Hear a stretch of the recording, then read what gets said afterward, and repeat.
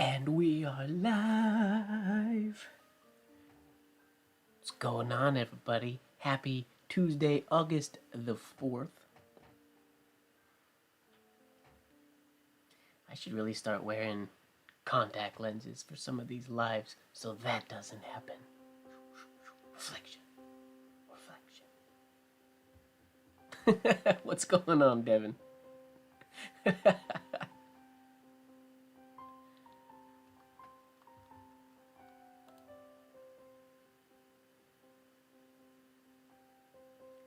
El Wardo with the Pen Show.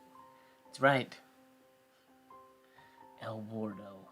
If I was in there was such thing as a penny western instead of a spaghetti western, El Wardo would be maybe that would be my western pen name. What's going on, Hope? Or Flourished Hope? Welcome. Yay! Today is gonna be fun, because we are doing twisters.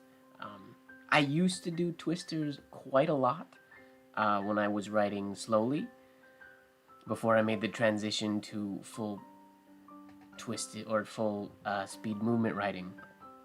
And the reason is obviously because twisters are hard with movement. They're very challenging.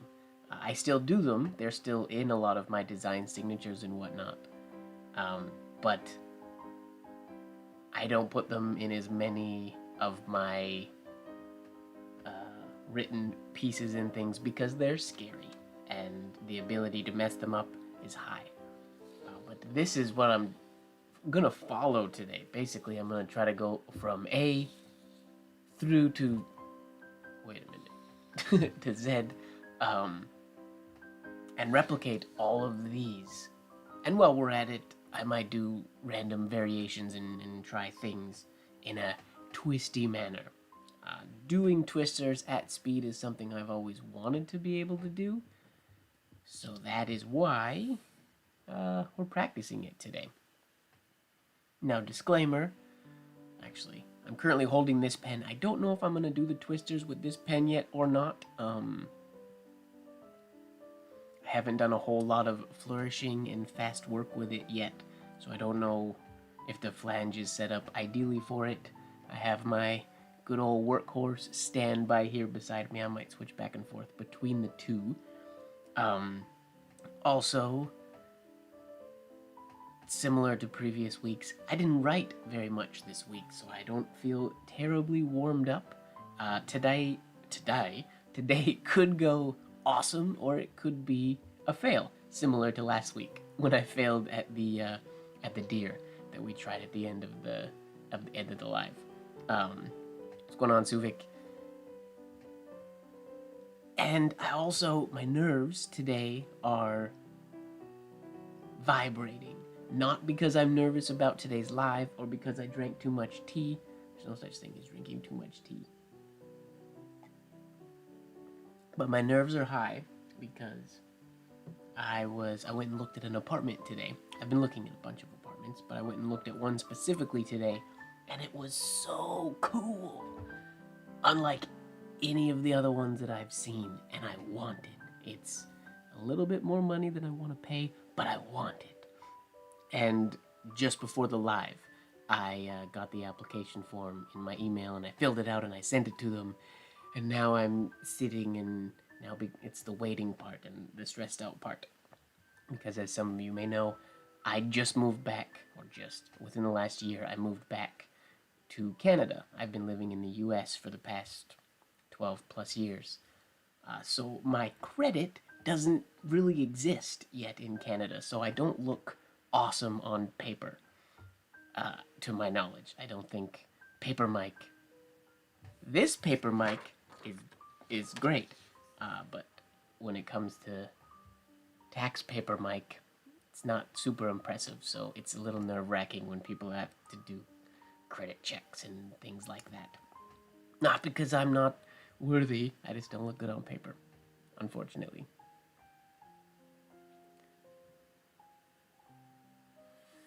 Yeah, these ones are swirly. They're gonna be, it's gonna be fun.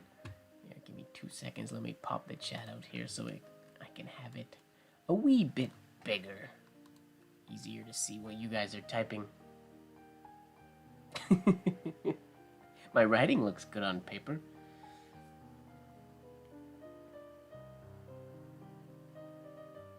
Okay. That's a fun thing that I started doing with this pen. Spinning it.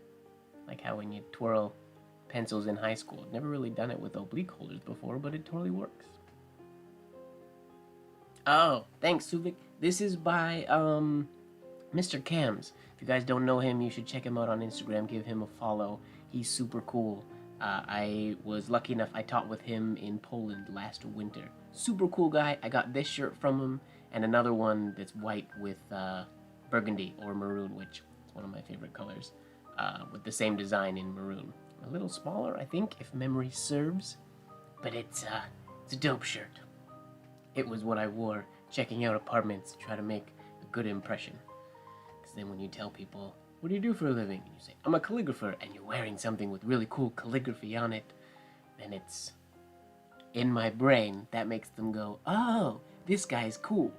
Because unfortunately, during the apartment viewing, I'm wearing my black leather face mask, so potentially intimidating, and people can't see my facial expressions as much, so I can't, like, win them over with charm or whatever. Not that that's what it's about, but it's hard to express yourself properly when you're wearing a black leather face mask. I need to get a less hardcore mask for when I do day-to-day things, because mine is a little it's a little much for some people. I think I get some funny looks on the street. It's like I guess an equal balance. People go out of their way to go, yo, that's a cool mask. Did you make that? Where'd you get that? Or other people are, I think, scared of me. Especially the one day I wore, I had a black shirt, a black leather face mask, and then my bowler hat. Fully, yeah, it looked like quite an outfit.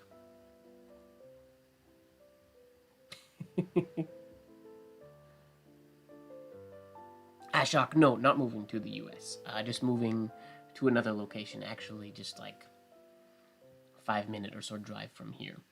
Currently, I'm in a basement suite, and since COVID and everything, I'm not traveling as much as normal, so I'm at home quite a bit more. And basement suites don't have the most light. At least this one doesn't. There are windows, but they're not super bright. So I'd like to relocate to somewhere that has a little bit more natural light. So I get my daily dose or a little bit more vitamin D, because I feel like I'm lacking in that, even though I might have a bit of a sunburn today when I was out walking. What's going on, David? Welcome to Late Night Live, the random YouTube live sessions where Mike sits here, talks about random stuff, and doodles random stuff for however many hours things stay fun and interesting. I think our longest so far was last week. I think we definitely hit over 4 hours. It wasn't much over 4 hours. It was 4 hours and something. 4 hours and some change.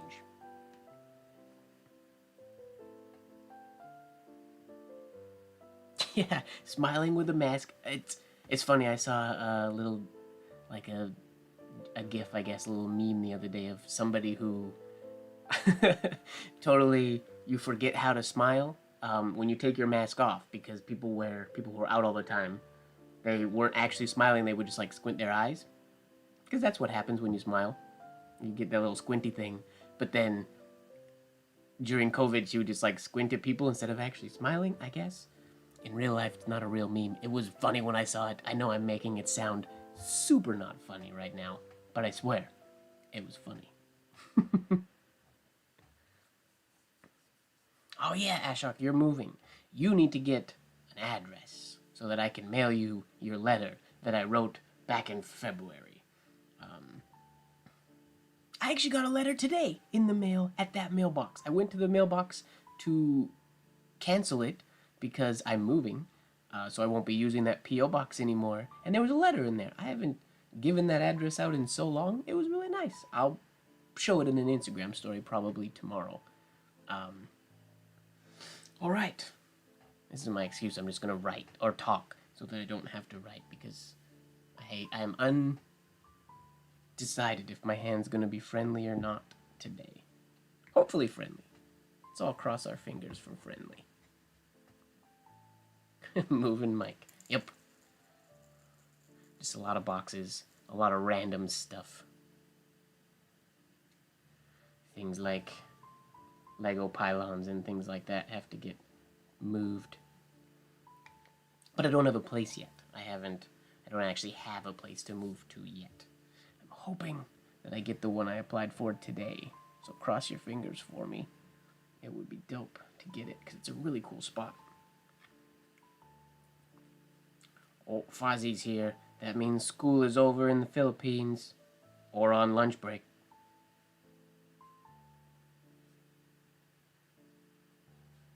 All right.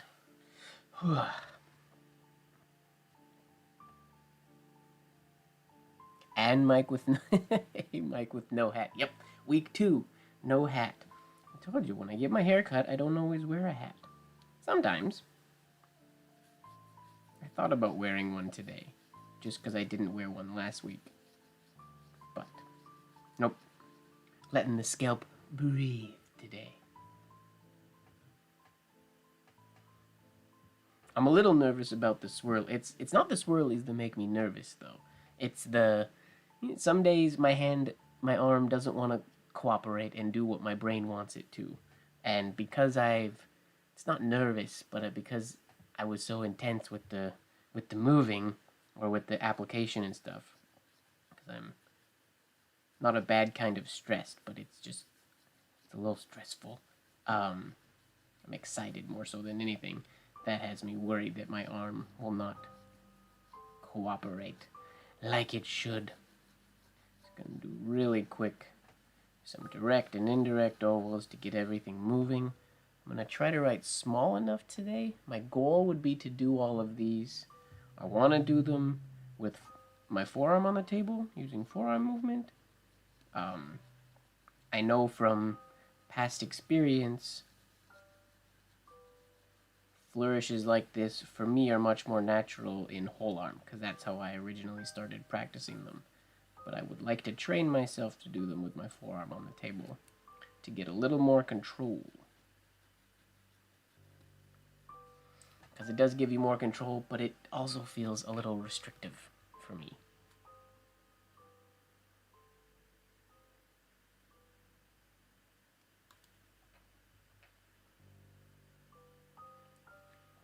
A bad calligrapher blames his big arm muscles. Not me. I can't blame my arm muscles for anything. They just kind of tag along. Thank you very much for the compliment on my haircut, Miss Courtney. This was done by Hard Rye, old dance teacher of mine, really good friend of mine. In my opinion, one of the best hip-hop dancers in Vancouver. Older generation, but he's super dope dude. And cuts a good head of hair. Alright, let's get into it. Why not? So we're going to start off. The same sort of principle is used pretty much all the time with these letters. The first one is the A, and we're just going to start with a compound curve, shaded, and then it just spirals in, shaded and shaded. And then this is the little, of this whole thing, I think the thing that's going to take me the most getting used to is this little cutoff. Doing stopping an oval that abruptly is something that's not often seen or used in ornamental penmanship and long flourishes. I see it a lot more in some engrossing flourishes. You see it in, I just don't usually see it in sort of smooth, the flowy flourishes of ornamental penmanship or Spencerian. So to cut that off, it's gonna feel a little weird. And then there's a tiny little, that would be a little loop, probably not actually looped, but more of just a hard stop, itty bitty loop, and then following. I trying to go for parallel, and then do this downstroke or upstroke. However you feel like doing it. I'm pretty sure they did it with a downstroke. I might do it with an upstroke, because it gives me a nicer line. And then a little... Oh wait, did he go this way? There's a little shade there. It could also be the print. But he might have gone that way. I'll try it both ways and see which way is more comfortable. Going from left to right might be more comfortable. We'll find out. Neither might be comfortable.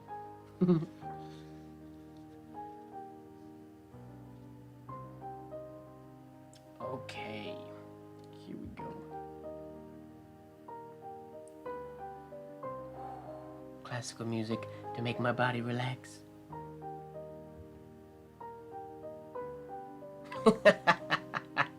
That year, the pink cow. Was I there in cameras, or was that a year that I missed? I don't remember.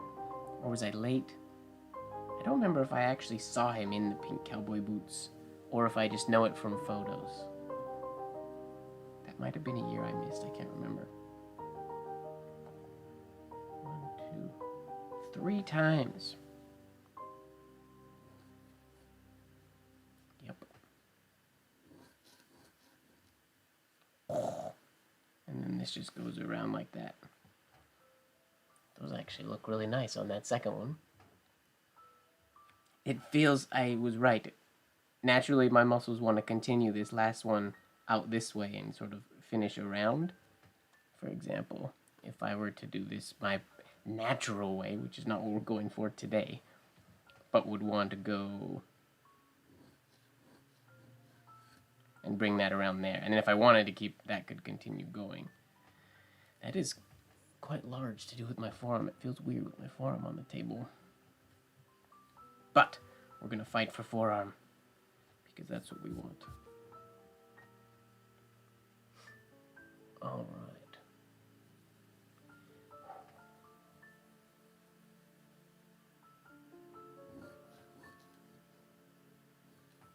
That feels so weird.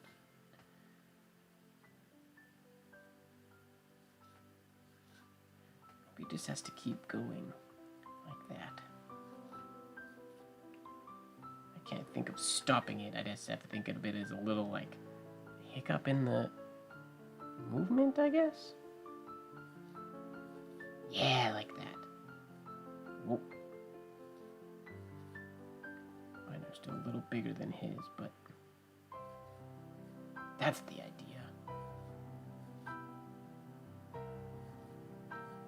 A lot of this happens. This is now muscle training. My brain knows what it's trying to achieve. Now my muscles have to be trained to do that. Because like I said, some of these movements are foreign to me, so I have to get used to them. Thanks, David. We do, some of them are really random. They doing these lives started on Instagram when I was just chilling at my desk.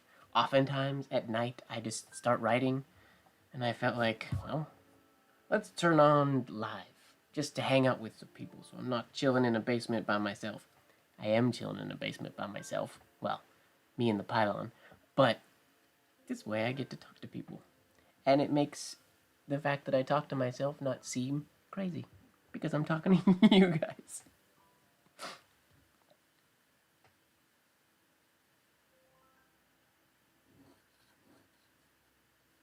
That's the idea. One issue I'm running into a lot. Let me zoom in a little bit more for you guys here. That's a better view, so you can see that little tiny loopy thing happening there. One thing that's happening, we're all in this together. Thanks, Colby. By the way, Colby, that, what was the word, flourish that you posted today, yesterday? I don't know, I don't have a concept of time. That was dope. Well done.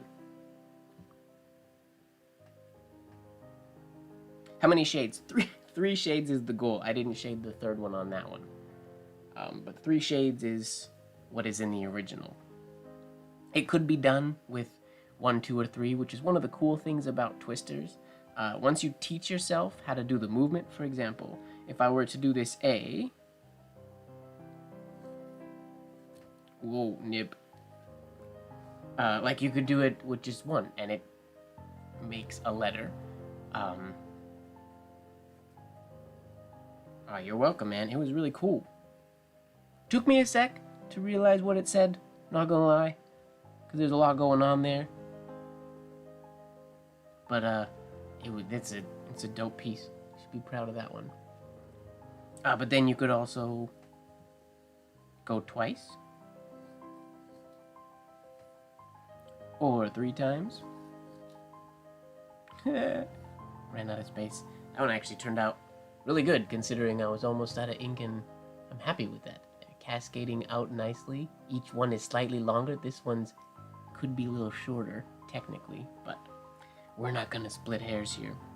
But one issue I'm running into, because I'm using forearm movement, where my forearm is planted on the table, I'm good for all of these, and then when I hit to this small point, and I need to push out to get another large flourish, I can feel it right there.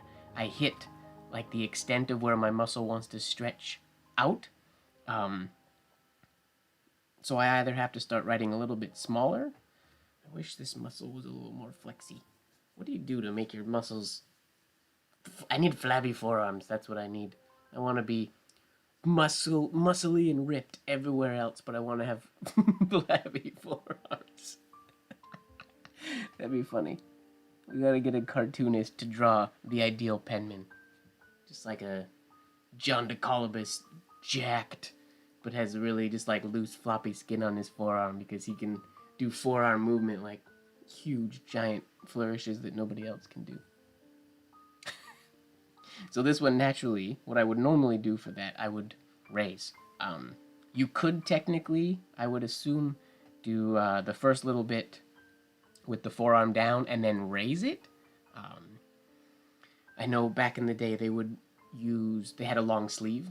You hear them talk a lot about the hand like slipping in and out of the sleeve and stuff like that. And with the sleeve, that could slide a little bit. It's hot here today, and I'm a little bit sweaty. Not sweaty, but my arm is sticking to the table. I literally washed it right before we started so that I would have the best and smoothest, driest, non-sweaty skin possible for the live, but inevitably, it's hot in here. I opened the window, but it's not helping. It's sticky. Alternatively, if I don't want to let my arm slide, which I don't, because that transition from forearm stretching to forearm move or to whole arm movement, I can always see that. Baby powder could work. I guess the only issue, and it might not be an issue at all, I would just be nervous of, once baby powder gets a little like wet, will it not like ball up? I'm getting visions of that Friends episode with Ross. It's making a paste. Something like that. But honestly, baby powder would probably be a good idea. I, in general, though, don't really like my arm, or I don't usually let my arm move on the table. I just let it stretch.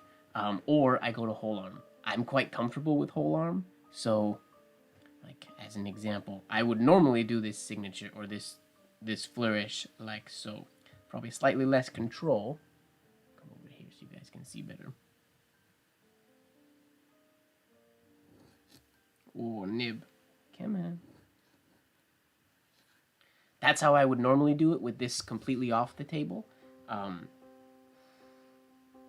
I still messed up that last one, but you see there's no hindrance in making a last giant flourish. So for me, the solution is to work a little bit smaller. Or there is one other thing I can do that I use when I'm writing letters sometimes. When I hit the extent of my stretch, you can think of, you sort of use like, it's not foreshadowing is the wrong word, I'm not finding words very well today, but if I'm starting here, that's sort of where my forearm is started, but I know I have to go over here, which I hit the extent of my reach. So what I can do, since I know I finish up there, I can reset my wrist or my forearm so it's comfortable in this position, and then I see if it can also be comfortable, like I'm hitting my extent now at the bottom instead of the top, but there's like a middle ground there that you could potentially find that gets you, in theory, and it does work in practice for some letters, or flourishes when you need to hit them. But to reset, like for the capital L, I have to do this quite often to give myself a little bit more range of movement.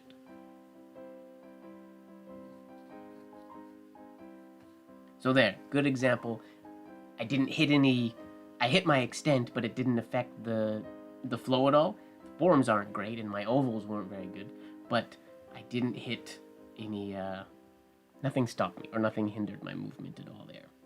So that's another option. Lots of options. Which to choose? I don't know. My default is kind of always, oh, we'll just raise the arm off the table. But I'm trying to not do that. Just because I'm trying to expand my own skill level, I already know that I can do these things with my arm off the table. I've trained myself to do that for years. So now I want to train myself to do it with my arm on the table. And I'm sorry, I've been doing a terrible job of watching the chat. So let me catch up here. A ripped brain.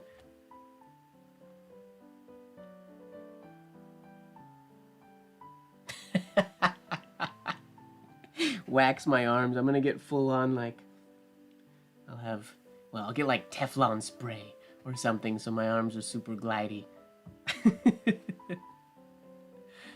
That'll be a product. It's like Michael Phelps helping them create new swimsuits that are hydrophobic and whatnot like that so they can skim through the water.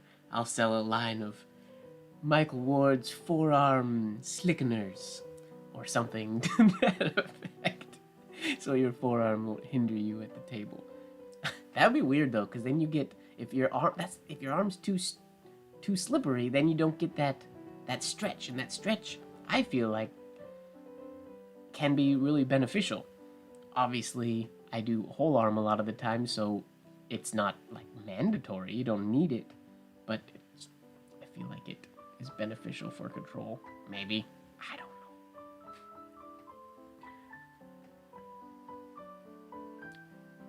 Paste in the yeah. That was a good episode, Court.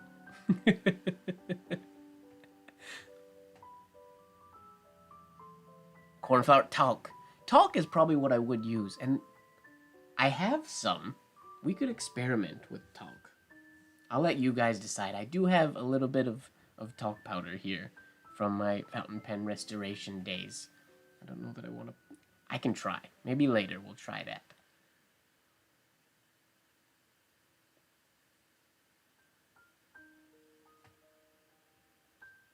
Also some, like, nerd thing here. I watch die-cast Hot Wheel car racing lately. Super ridiculously silly, but they're really short videos and they're fun. They're just die-cast cars, but they use like a Teflon powder. They use some Teflon powder. They use something else though. I can't remember what it's called, but some form of, it's a powder, but it's like a lubricating powder. That's what we could potentially use. Or we just write smaller. That's probably the easiest way. Oh! That was a good one. I feel good about that. The lines are almost all parallel, not exactly perfect. I'm really mad at this one now for being in the way. It's the downside to practicing always on top of your old work, which I always do. But that one turned out pretty good, so we're gonna write the rest of the A here. And I'm gonna go from bottom to top. They probably did it top to bottom, but I'm gonna go bottom to top. What's going on, Martha? Welcome. You got your cake, now you're here. I ruined it with a really wobbly throw stroke there. Darn it. Oh well. That's annoying. But I'm training this so we can do it multiple times. And yet, doing the movement, it's way more natural to go from left to right for this little double looped crossing of the A. I didn't shade that first one. I don't know that I want to, but he did.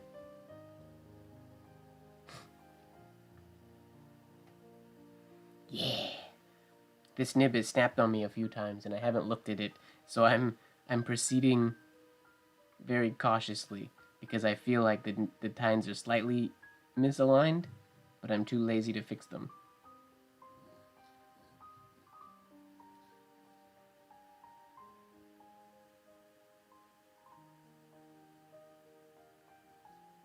There, we get a little, tiny little accent shade on that one that time.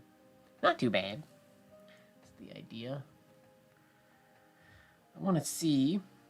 Now, the way my brain wants to create this letter is not the same way that Courtney did it. So I guess I will specify that today, unlike when we do the Sig Slingin' Sunday challenge, when we do that, I try to replicate exactly how the signature was done. Today, I'm following the form of this letter, but his shades are very long and they're gorgeous.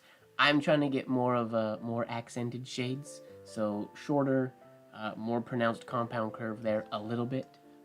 I could try to do it like he did it, but I probably wouldn't write it that way very often, just because I like the look of. I want that first shade to be like a nice big bold out shade there. Whereas his are much more, I'll do his with whole arm here. His are much longer, less stem shade, and more just oval shade at the bottom there.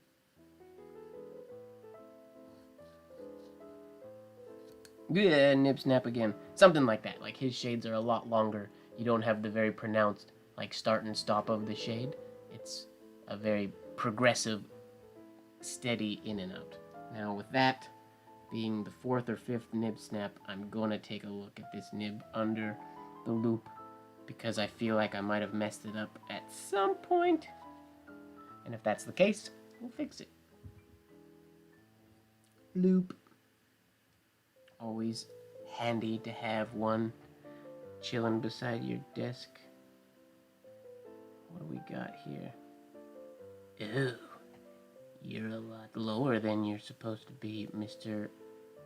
Right Tine. Does that mean that's the one I caught? Yep, as I was coming over this way, I caught. So I pulled the right tine down. I am guessing. Let's give that a little tweak. Might have been a little too much. Not a perfect science. That should be good. I'm not super worried about having my nib give me the most beautiful hairlines in the world today. I'm not super bothered if I got mediocre hairlines because I'm working in white, so you're already not going to get the world's best hairlines. I just want to make sure I'm not getting super snips. Smoother paper would be dope. Super curious to try Paul's new Rhodia paper to see how it feels smoothness-wise, since I'm such a Rhodia fanboy.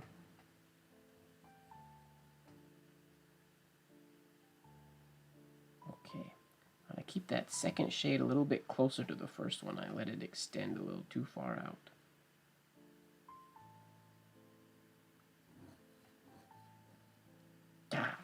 Nope. Something's happening down there.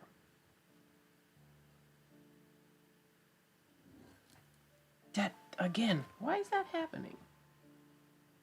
I'm making the same mistake every time, and I don't feel like it's the holder. I feel like it's me holding my holder wrong. Like I said in the beginning, I'm not 100% sure that this holder is perfectly dialed in yet.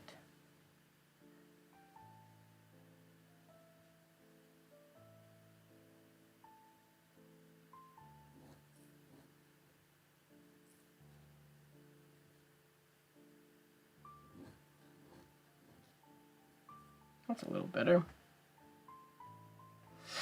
I'm nervous. I can feel it every time I come out of a shade. I'm like, no, nip snap. Don't do it, please. Timid. One more. And we're going to try to finish the A and move on to the B.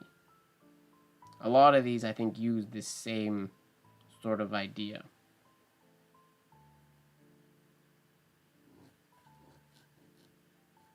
Woohoo!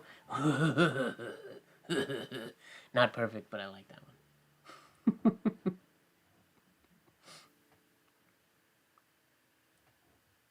Just feels so good when they come out nice.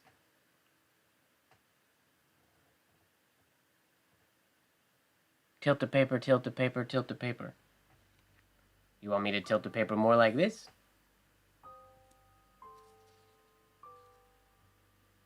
I don't want to tilt it to the left, and the reason for that, I know that makes this shade easier. Like when you do a capital S or a capital L or something like that.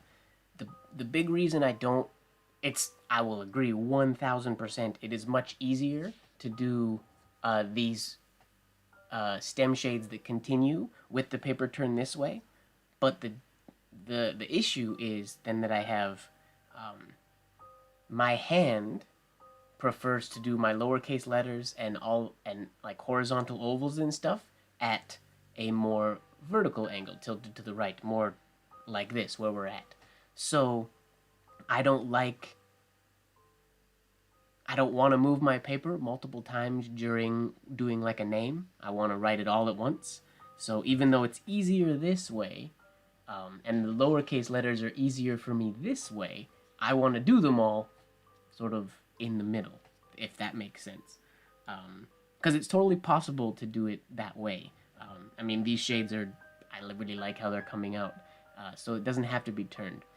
One other way you can do, one little like trick that you can do that I haven't been doing today, but that you can do if you don't want to tilt your paper super far to the left. I don't remember what book mentions this, but I swear one of them does. I feel like Zaner talked about it once in doing either the L or the S. But to get that rotation of the nib, you don't ruin your movement much if you tuck in your elbow. And some people probably like doing this, some people don't. I personally use it a fair bit when I'm doing S's and L's and things like that. And it's a small change, like you're moving it less than an inch. If you watch my arm here, everything here stays the same, my hand stays in the same place. Ugh, sticking to the desk. But I'm just tucking my elbow in just a little bit, just like 1 inch to the left, in closer to my body. It's not close enough that it's restricting my movement, but changing that rotation there takes my nib from going at this angle to where my nib would be if I rotated my paper more, right? So it gets the same, I guess, the same ending result.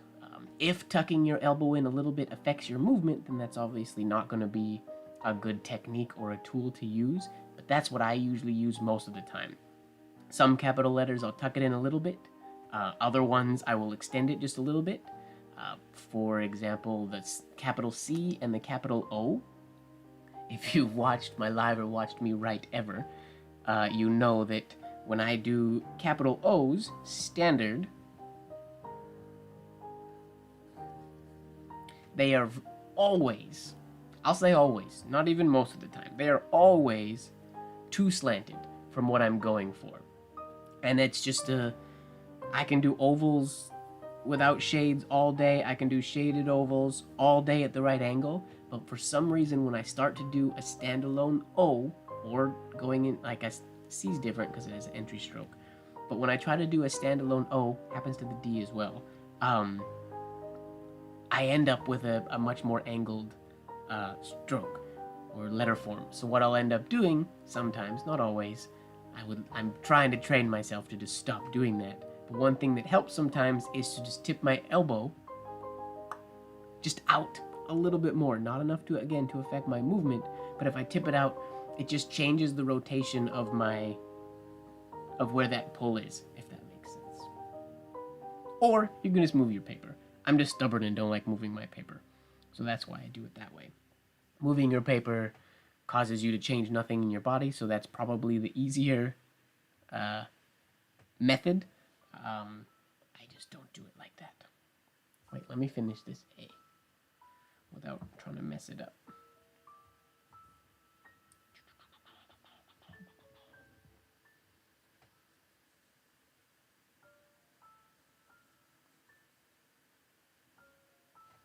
Good enough.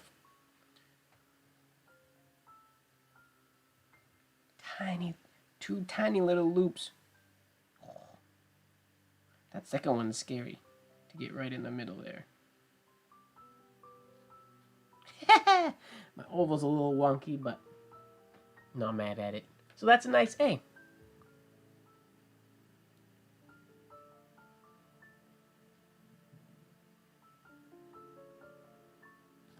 Sweet. What's going on, chat? I've just been blabbering. This happened last week too, when I was talking about Signwriter script. I'll just talk about stuff forever and not read enough of the comments. Oh, what's going on, Monica? I didn't see that you came in here. What nib am I using today? Today's a Hunt 101. Pretty much always use the Hunt 101 these days. It's been my go-to. I have a series of them strewn around my desk. I no longer know which ones are the new ones, which are the old ones, which are better with white ink, which if I used iron gall with. They all kind of look the same now. So I just kind of grab one and use it. And since I've started using the loop and tweaking my nibs, they all end up working the same. Or if I'm practicing movement, like I said earlier, the hairlines don't really matter. So as long as the tines are aligned good enough that I'm not getting snaps, it's good enough for me for practice. I'm not trying to create archival work at the moment. I don't do that very often.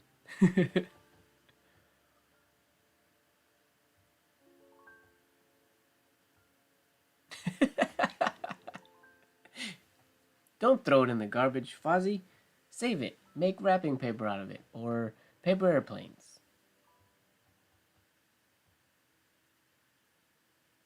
Linda, no you wouldn't. It takes a little bit getting used to, training the muscles to get used to movement, but you'd get used to it. I write now a lot slower than I used to write. When I first transitioned to movement writing, I wrote wicked fast. And agreed, too fast. But for what I was trying to train, I was training to get my hairlines and my ovals super smooth. And the only way I could do that at the time was to go super fast. To take out every shake of my line. If the oval was wonky, that's no problem. I wasn't too worried about that. I just wanted every shake out of every hairline so they were all beautiful and smooth. And then once I got to that point, or once I felt like I got to that point, I started then slowing down without losing that quality. I would slow down a little bit until I would start to see a hairline that didn't look quite as good, and then I would speed up just a little bit more. So eventually it's like slow down, till ideally I can get to where I feel like I am sort of now. When some of my videos, you get a nice like loosey-goosey flowing thing. It doesn't feel fast, it feels kind of slow actually, but when you look at it, I mean, it happens in a second. But you get to that sort of nice movement speed. James in the house. What's going on, James? And hello, Priyanka.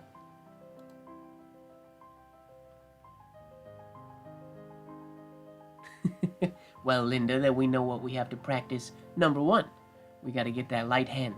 We got to kick that heavy hand out the window. Step 1. No heavy hands allowed.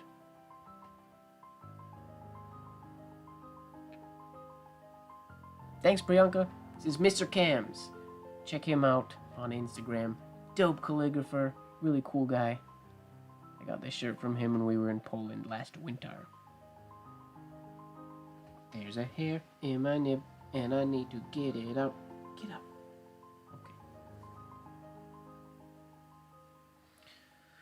Okay. So that was the A. Let's do one more for good measure. Since I'm blabbing so much.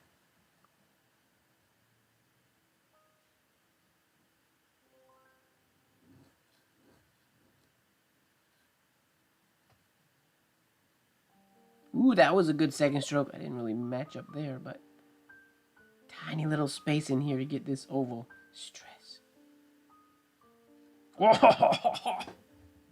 Yeah, so that's what, I mean, there's no shade there, but that oval is what that oval should have looked like. You win some, you lose some, and you learn on them all. So let's go to the capital B. Let's take a look here.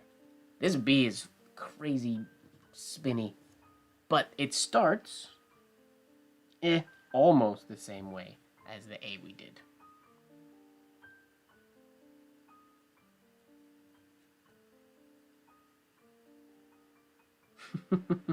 It's not near impossible. It's totally possible. I'm teaching the very difficult. I'm not teaching. I'm just writing and talking about. I do teach this though, and it's not impossible. It is just very difficult because it's not something that many people practice, and it requires a lot of muscle training.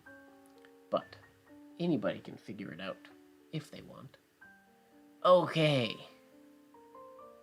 So we start up here. 1, 2, 3. Now this time, he didn't do this little itty bitty loop and out. On the third one, he just did a loop and then went straight out from there. I like how he did the A better, but we're gonna do it like this. So he loops out after his third one, so technically on the fourth one, he goes out, cuts that around. It's crazy to me how he has this oval. It hooks so much. His arm is so wanting to go to get that nice implied oval in there. That hook. Mine would usually end up about there. It would go off, sort of into the distance. And never hook them like that. That's impressive. Then from there, we have the second stroke. 1, 2. Okay, so just another spiral. In, shade, and out. All right. Sounds easy enough. I am contemplating the possibility. This is not how I'm gonna do it, but there is also a possibility that he started this stroke the same as the A up here, and then came back and did this in reverse. It's probably the printing, but it does look like there might be a tiny little shade on the right side, which means this oval was done indirect instead of direct, or clockwise. So that is possible, that he came into this as a hairline and then picked up, similar to how we were doing that reverse stroke on the end of the D this week on Instagram. But I don't think I'm going to do that. I think I'm going to start it right from the top.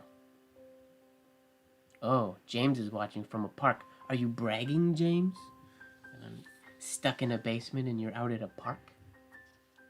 I'm actually working right now. I'm building a chair. It's like a heavy duty, not camping chair, but it's a foldable chair, and a writing desk folds out with it, and I'm putting backpack straps on it so I can walk it like to the beach and then sit and do some proper writing at a desk that's the proper size and shape for writing. I just have to make a new desktop for it, and I don't have the tools, so I need to find a friend. I have a friend here. I just have to convince him to help me finish it, but it's gonna be cool. Heavy Hand Support Group. Are you a part of the HHS? HHS. Does that stand for anything else, or can we use it for wait, what's G? Oh, group, right. I like just HHS. HHSG. Are you part of the HHSG? It's a t-shirt.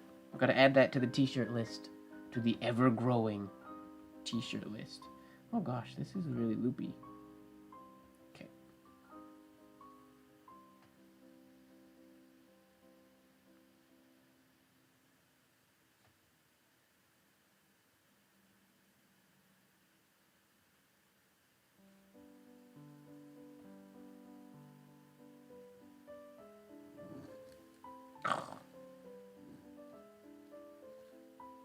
So far away.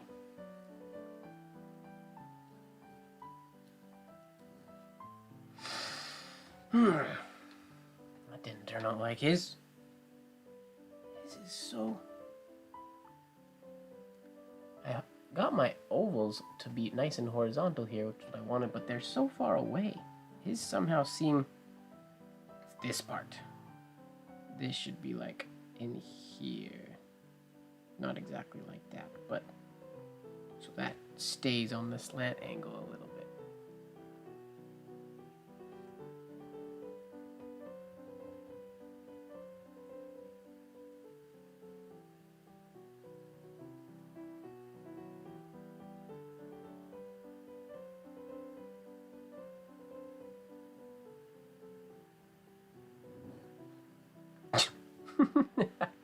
That is a terrible shade.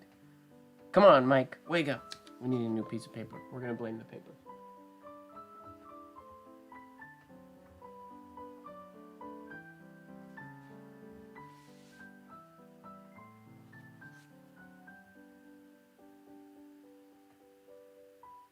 Oh, magnets under your desk is smart. Colby with the ingenious ideas. Maybe I'll do that. That's very smart. I use magnets as paper clips. Do I have any right here? Sometimes. I have... No, that's not them. Where are they? I don't know where they are. I have tiny little rare earth magnets that I've, like, this as a prototype, taped together so they hold really tight. But having it under your desk is smart.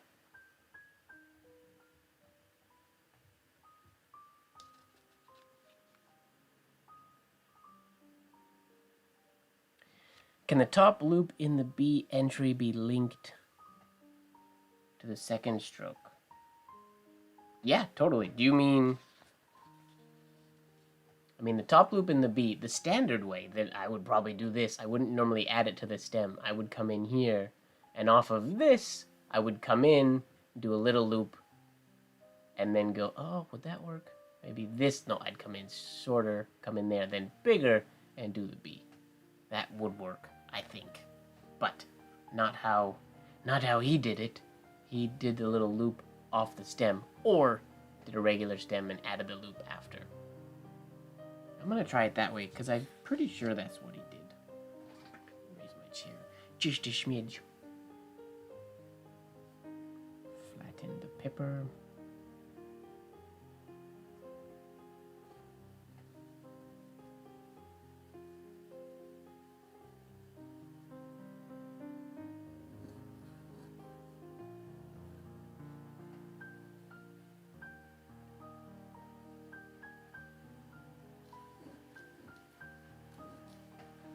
And then came in here and went, that's way too wide, but that's potentially how he did it.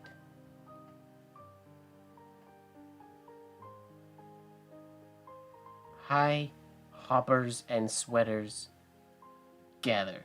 I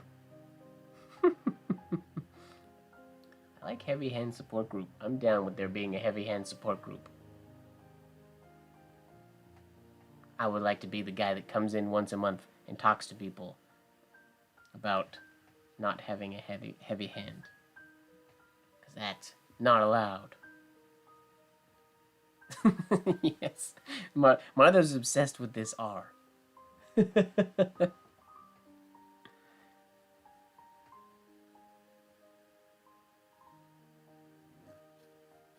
Gosh, it's very awkward for me to do that coming into the stem from a little loop like that.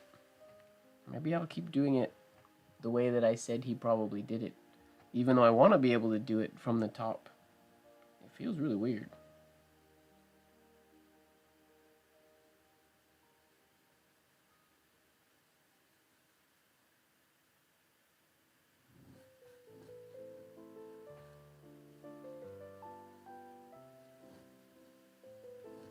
Oh, I forgot that was supposed to end that way.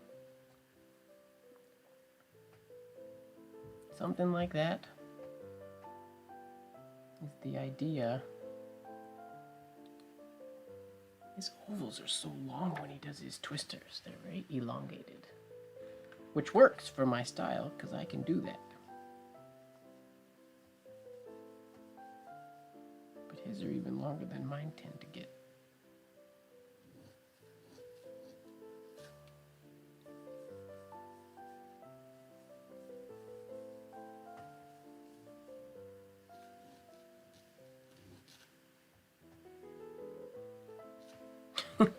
Ish. That's the idea. These are huge. I need to make a smaller one.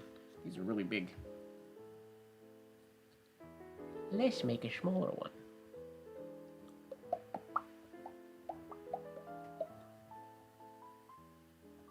This is one of those moments where I'm tucking my elbow in ever so slightly, more than I normally would.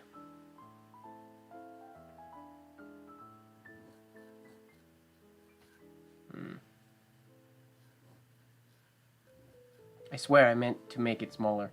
I failed, but I swear that was the intention. I gotta start that stem shorter. And also get a third shade on the twist. Jeez, I gotta start it way down here.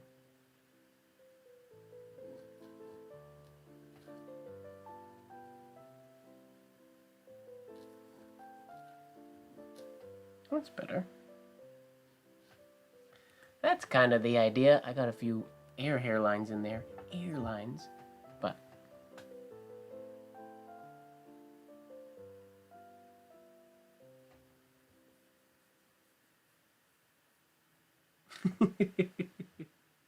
I'm gonna make the shirt. We're gonna start a. What have I created so far? We have the Secret Society. We have the Gray Shade Society. We have the Heavy Hand Support Group. I know Mike Saul has his handwriting police. Heavy Hand Support Group. It'll be like paparazzi, or not paparazzi. It'll be like propaganda posters that say like, abolish the heavy hand, and things like that.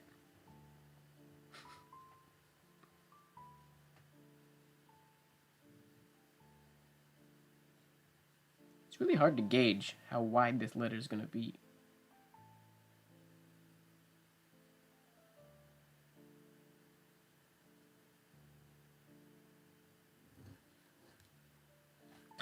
No good.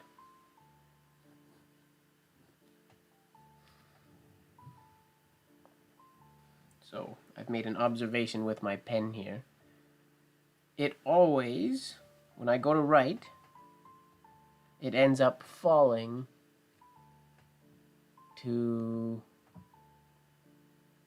I feel like it naturally falls to the left. Is that what's happening?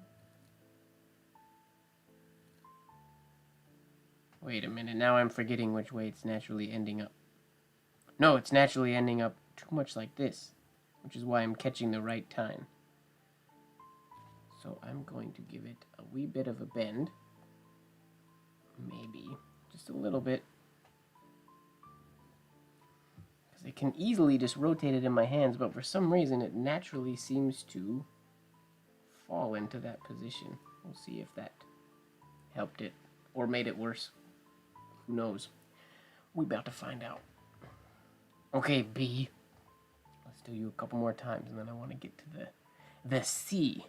Because the C is an interesting one. It's not super twisty. We could make this a C much twistier than the one he has.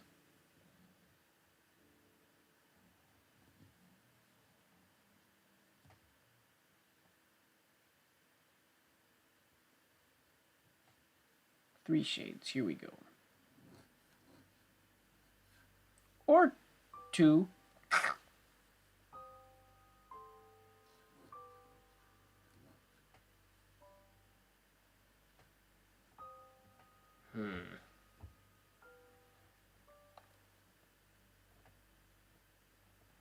I need more space in here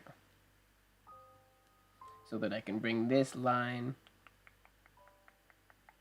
farther to the left without being so scared that it's going to hit, sorry, forgot to lock the focus on my camera, that it's going to hit that shade. That should be a relatively easy fix.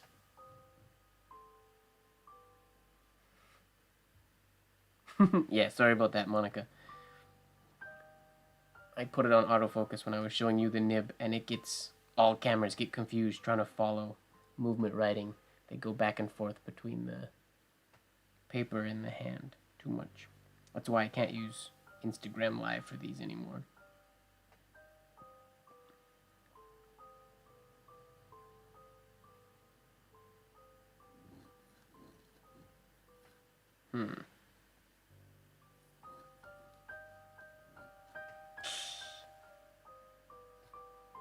That's a better idea there. The rest is all kind of messed up. Let's do maybe one more.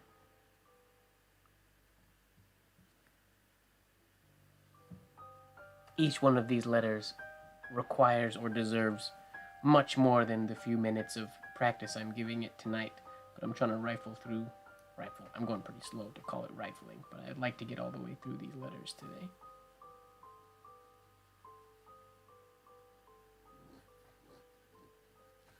That's better. A little squishy in there, that's a little straight. But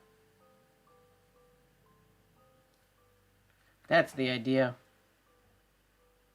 Ish. It'll work.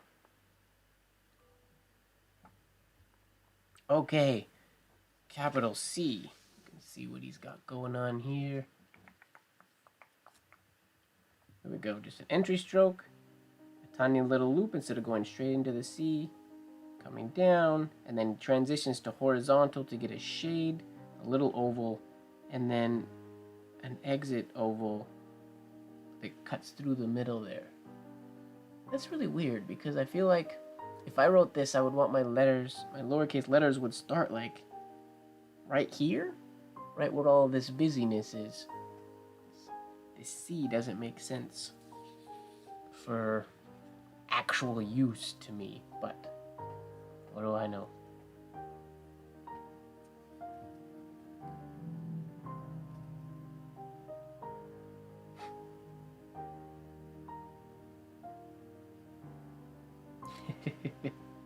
Have a good lunch, Monica. We may still be streaming. I don't know, we stream quite a lot. Depending.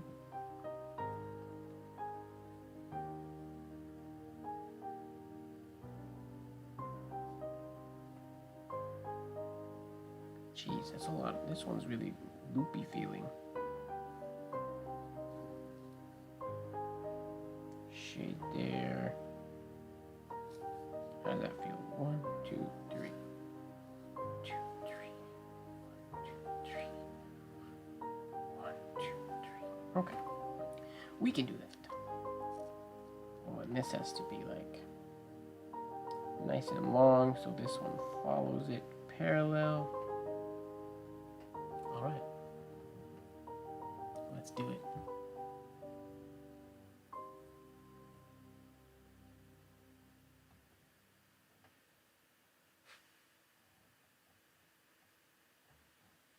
The spuds of what? I don't know what you're talking about.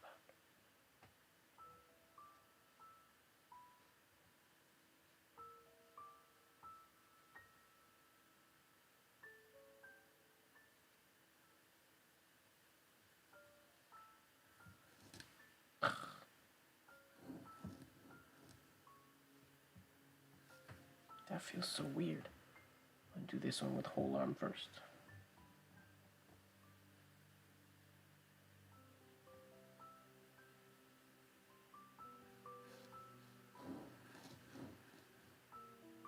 Oh, that has to go out.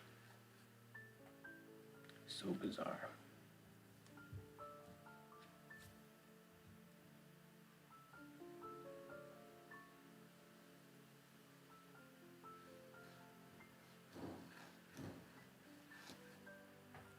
Okay.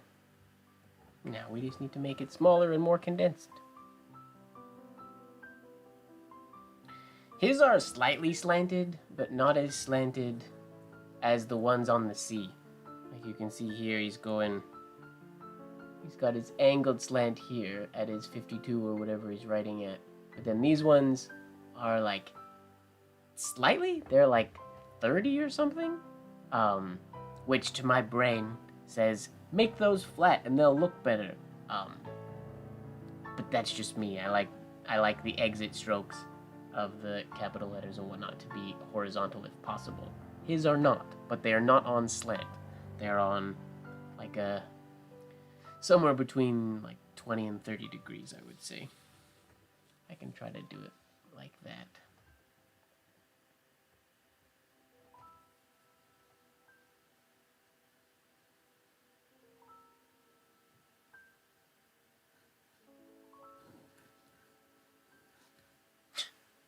Nope.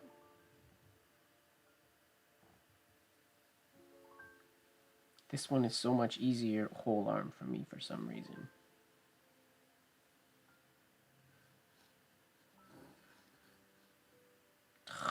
I also always want to loop that an extra time. So many nib snaps. I might have to change my nib. Or my pen holder, potentially.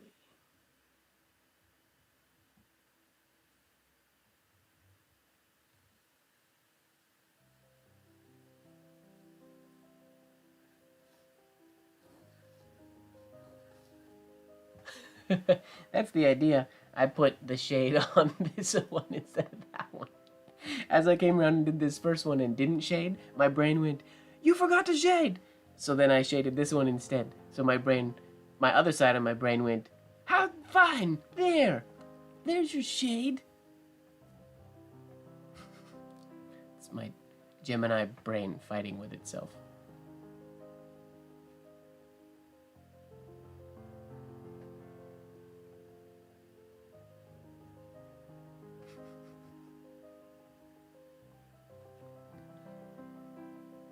Okay. Again, let's see if we can make that C shade a little bit bigger.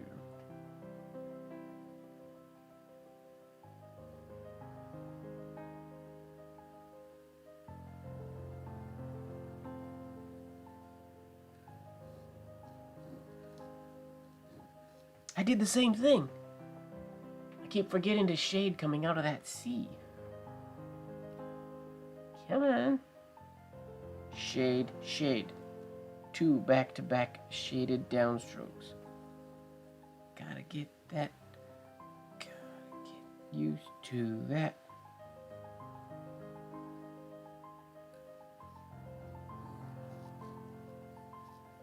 There we go. And slightly angled like his, a little bit. October sky? I don't think I have either.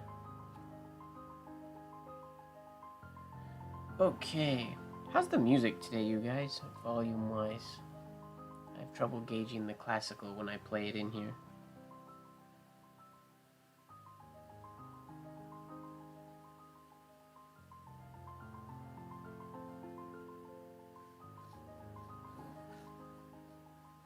Jeez, it is so easy to forget to shade that one until it's too late.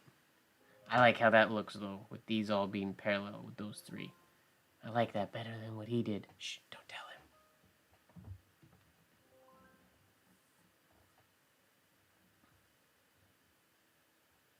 Cool. All right. Capital D. Oh! This is interesting. He did his D with like a engrosser script copperplate shade. That's not shaded like an ornamental penmanship D. Intentional? Accidental? Who knows?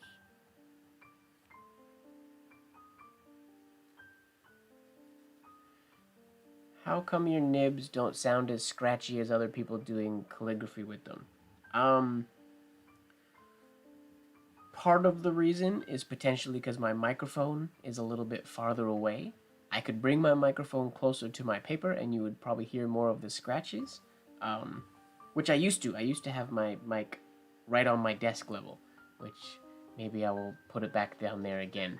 But also, most of the calligraphy videos that you see, I would assume, have, when you do slow calligraphy, you get a lot more of this.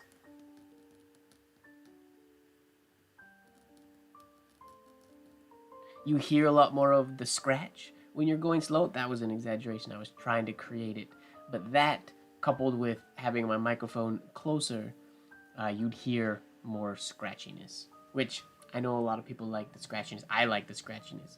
So, I might bring my mic somewhere closer. Right now it's right here in front of me, so it can hear my voice. And it's pointing down at the nibs. But maybe it's not catching enough of the scratch to be ASMR worthy.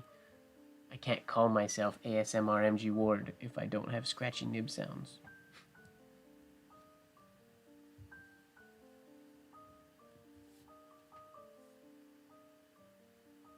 Tea time in Sydney. Oh, I didn't really look at the capital D here. What has he got? Shade. 1, 2. Pretty basic.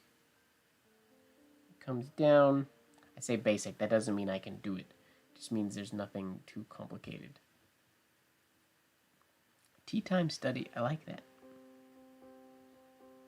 Okay, we start with an engrosser's shade, which feels very bizarre to me. Then we come around and we have no shade, then 2 shade, then this transfers to horizontal. Oh wait, this has to be outside. How the heck? Because then this comes around in between. Wait. Okay.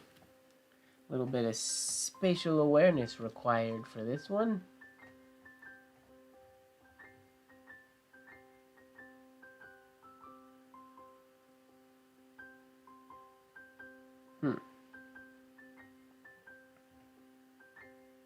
Interesting.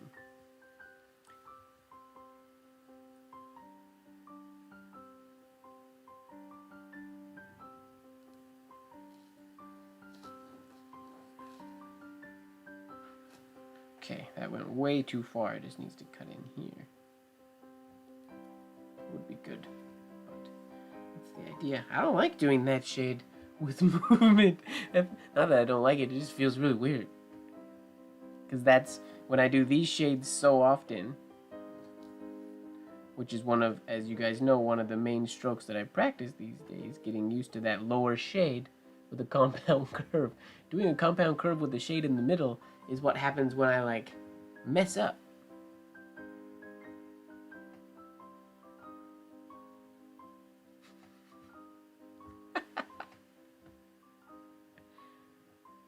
Well, I don't know what you're talking about, Courtney. Are these more Friends references? I know I made the pants reference.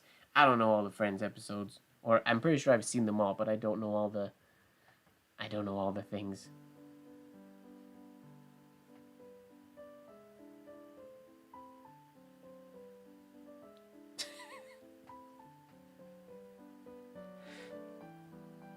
You can do it, Fozzie.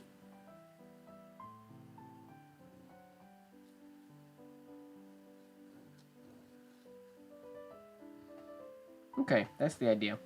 You know what? I'm gonna make that shade be an ornamental penmanship shade, just cause. Flipping the script on you, Courtney. Sorry, Courtney, the person who designed these, not Courtney Woods, who's in the chat. Oh, got you. I don't know Les Mis nearly good enough to have pulled that out. Sorry.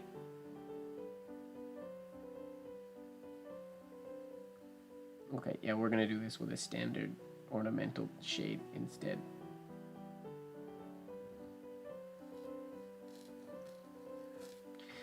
Not that that means I can do it.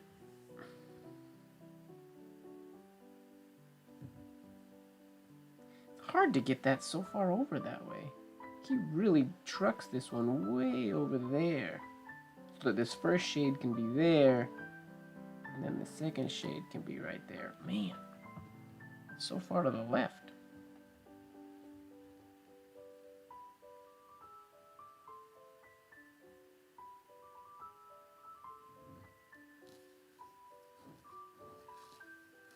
That's kind of the idea.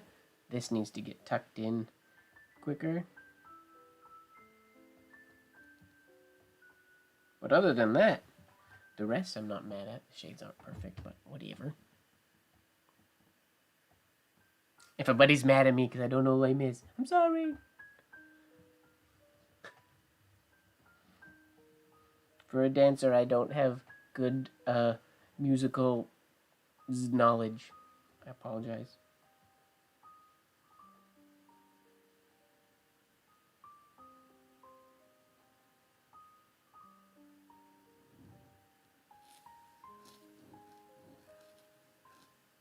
Boom. Ish. Boom. Ish. Boom. Ish.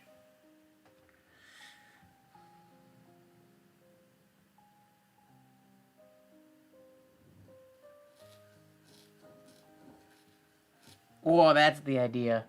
That's the one. I should just stop the live right now because I can't usually do the capital D at all, and I'm pretty happy with that one. Again, not perfect, but I'm happy with it. Everything went ish where it was supposed to go. Was there really a song from Les Mis in here? It can't be. It has to just sounded like one from Les Mis. Because these are all royalty-free songs. I don't think I'm allowed to use Les Mis songs.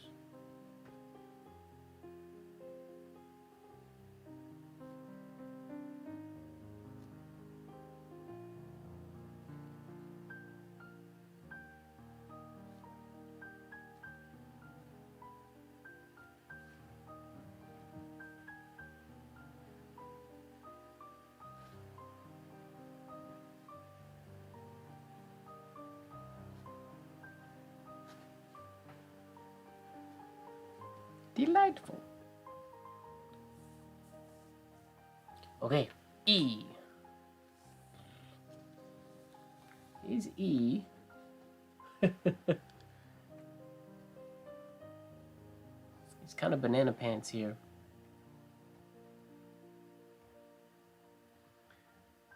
First interesting choice is normally with the E, this is you thread this entry stroke through that little loop. I don't know if he just missed it or if that was the goal and he didn't hit it. I actually don't know if this page, I've never seen the original. Have a feeling I know where the original is, but I've never seen it in person. But I feel like, or I don't know if this is all actually done, like just one page and he just did it, which is why there's some like imperfections and stuff in it, or if this is like many of the times samples of different letters that were clipped out and put on a piece of paper and then photo engraved to be printed in the magazines. I'm honestly not sure. But anyways, comes here. I may or may not thread that through that line just out of habit. Little loop, follow in there, similar to the C, come around. Now here we have no shade, so that'll be good. I habitually don't shade that first exit stroke. And then a shade and a little loop out. Okay, that's an interesting exit. I like that. Whether I can do it or not is debatable, but we'll find out. Fozzie's work is gorgeous.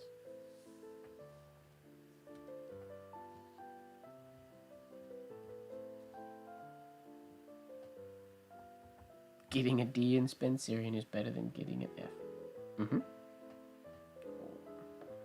Ink needs mixing.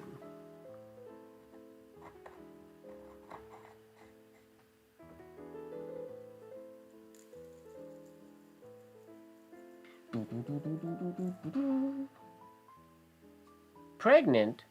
I guess you could call it pregnant. It's got a bit of a belly.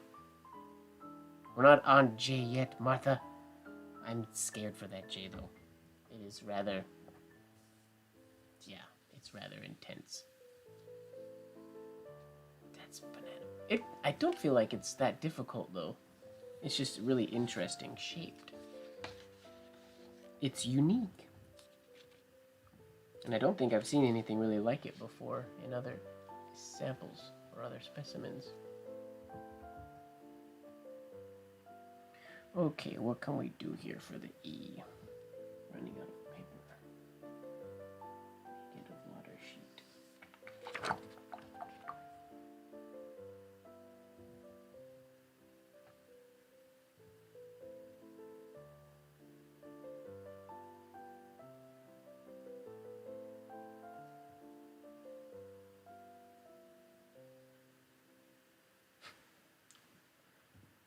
One shade and out.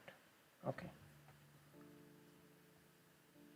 You know, all the books tell you you're supposed to have a perfect mental image of what you're creating before you try to create it.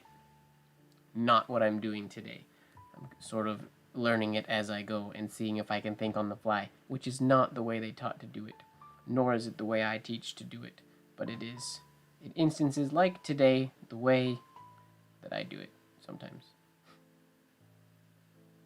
Because I've never done these forms before.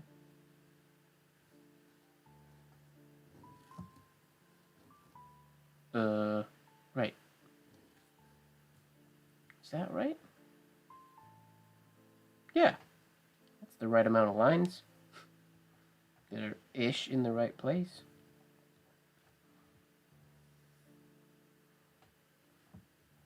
My blotter sheet got in the way, but that's okay.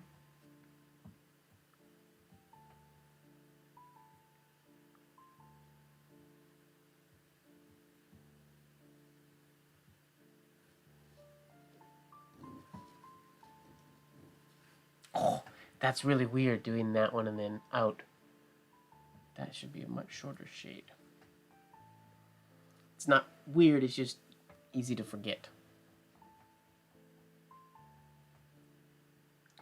Okay, again.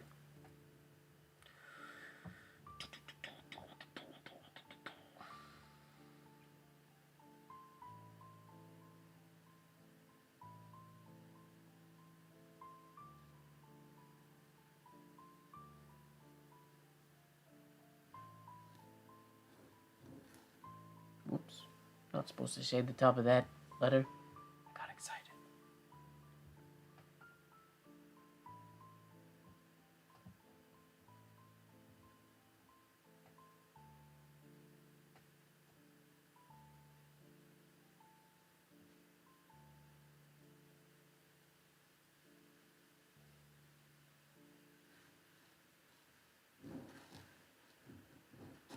Oh, I totally ran out of space with my... That's another one. You can see what happened here. As I was writing, I was out of forearm space, and if I had a slow-mo video of that was angled properly on my hand, you'd see my wrist.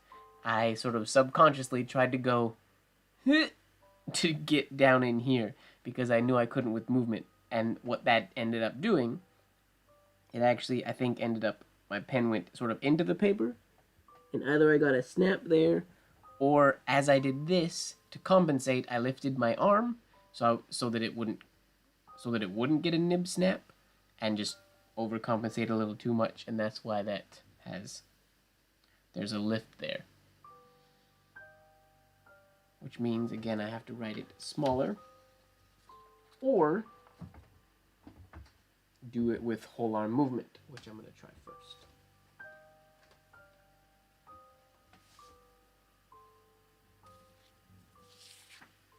Your tea went cold, which reminds me, my tea is more than likely cold as well. As always, nothing new here.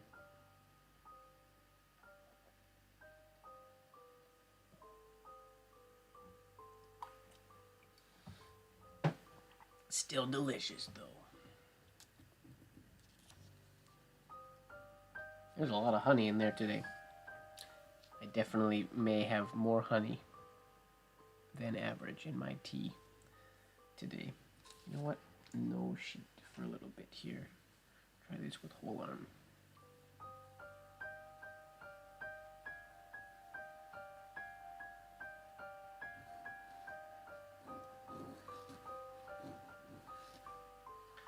I shaded the top part, which was a mistake.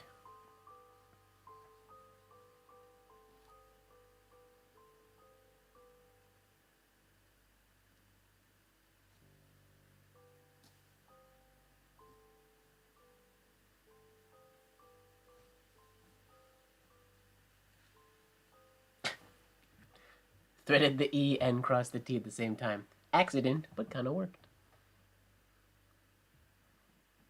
I've never consciously tried to thread an E before. That seems like a silly choice. Okay, let's try that one more time.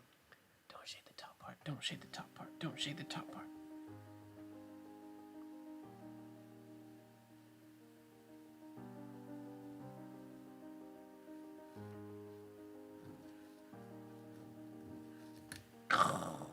Snap.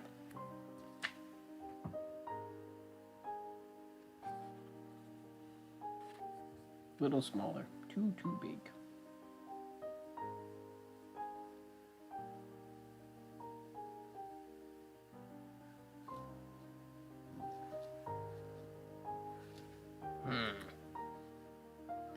Something's happening here that is what's causing this snap to happen in my movement. I feel like I'm using my fingers to do this shade more than I normally would, and it's messing up this oval, or it's messing up the way it feels. I know I didn't nib snap that last one, but it felt like it was going to. Something's happening.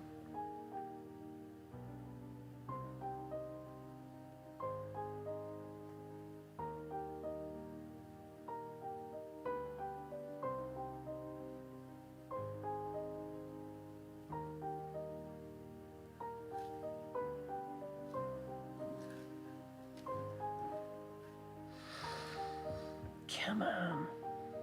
Why can't I do that?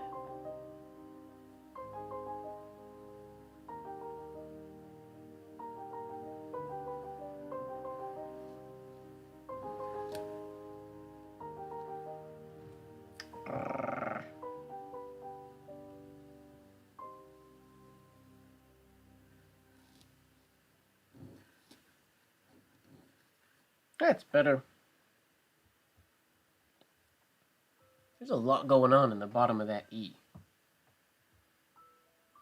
I guess that's what he did. His is just a little, he squished his a little bit more. Mine's a little more aired out. Let's see if I can do a squished one. I don't know if I'll be able to.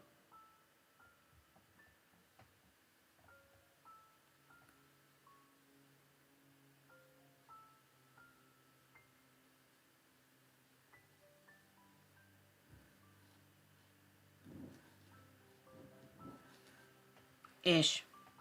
Not terribly.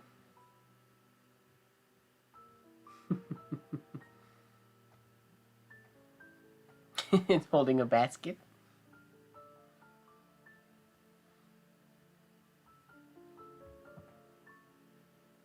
Maybe that just means, Fozzie, that when you do the E, instead of letterforms, you're working on pictorial flourishing. The pictorial you're working on is an E with a basket. Okay, the F is exact same as the B. Ooh, but he got a little fancy. I'll just show this quick. And he adds a third extra tiny little loop in there. That's pretty. That should be manageable. That is a tiny little loop though. Still only 2 shades, but he loops it 3 times instead of only 2 like the capital B. But the rest of the letter is basically the same.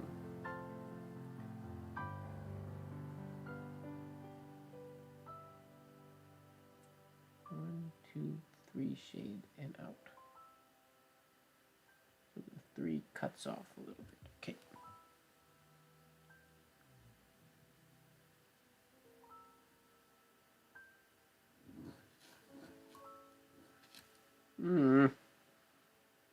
So many nib catches today.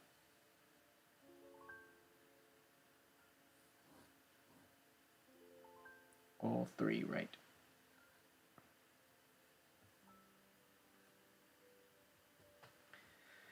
Yikes. My bottom oval should be bigger. I'm going to try with another pen real quick, just to see if that changes it. Because that nib is happening in the same spot all the time, and I don't think it's the nib's fault. I think it's my fault.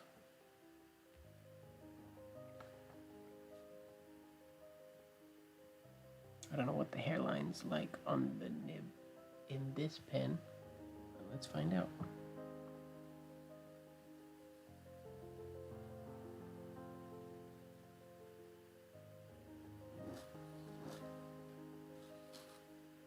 Oh.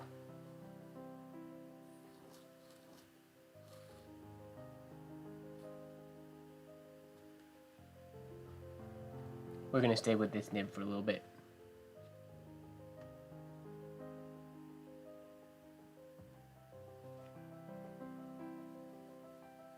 Not gonna do too many F's because they're same as the B and we've done them already.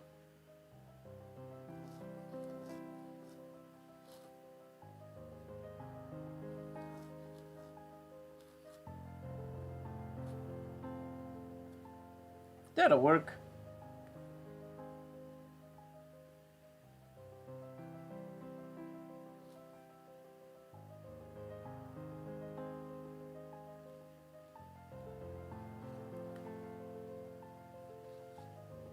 Flowy.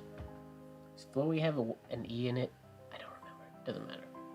Okay. Oh, the G's got nothing snazzy in it, but it looks crazy to me. Where is it? G. Just because it's all flourishes, with all the shades being the same size. So the only difference is the tiny little spiral at the very beginning.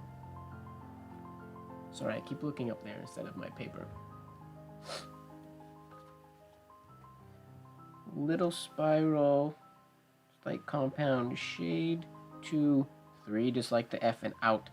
But notice we have to leave space between these two for this one to slot in there. Which should naturally happen as long as I don't make this one too big coming out of the... Okay, so that's the important one, out of the base shade. To make sure it doesn't get close. Okay. Remember that, brain. Okay? Okay. Sweet.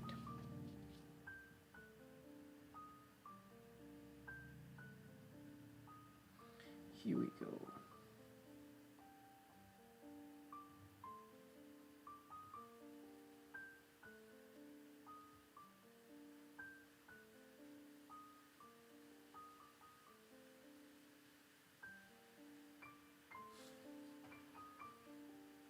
That was supposed to be shaded. Whoops.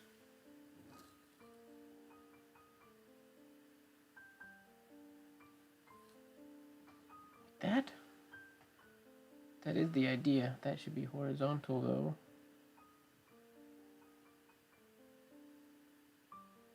Coming out this way. Okay, we can do that. Maybe.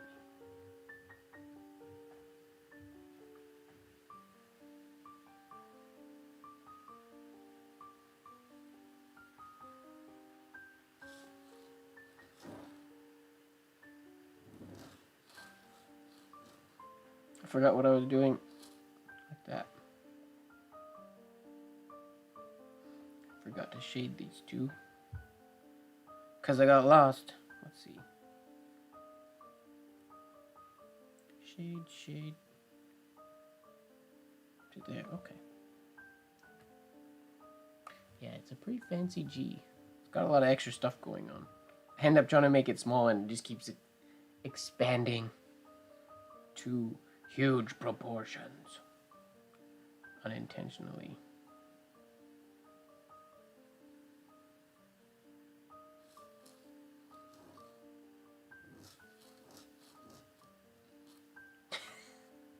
Crap! Everything was like rock solid. The shades all looked good. But I brought this too far over to the right instead of bringing it like this. That's where it should have gone, ish, somewhere around there. Darn it! Those shades all looked cool. Those look like they're interlinking, which is dope. His doesn't do that, but his doesn't do that. It wasn't intentional. It just kind of happened. But I really like it. Okay, and not too huge, which is good. It's that last one.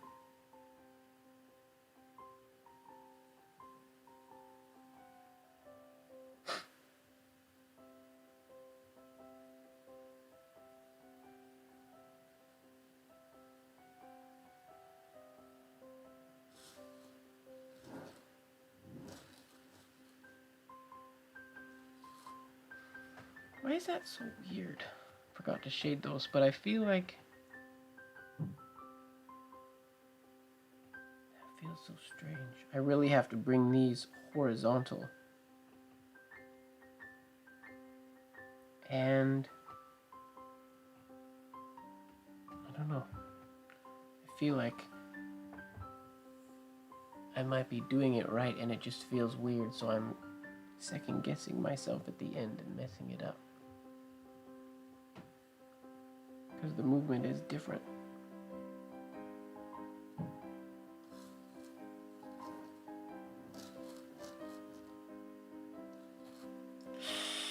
See, that's the issue. What's happening? My entry stroke, my entry oval is too low. It has to be up here.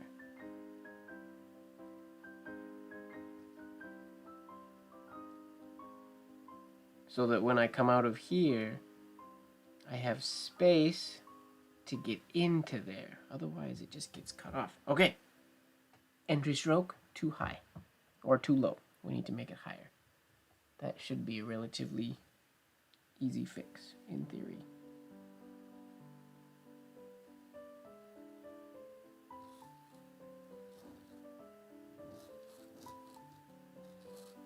Kind of like that. I got stunted down here, but that's better. Again.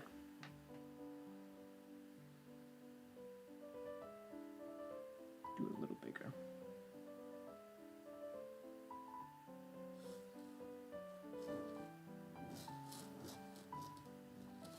Yeah, that's the idea.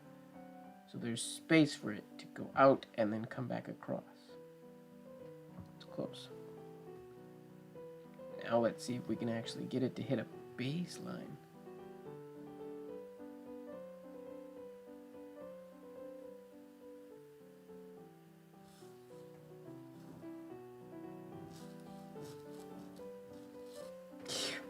That's not too shabby.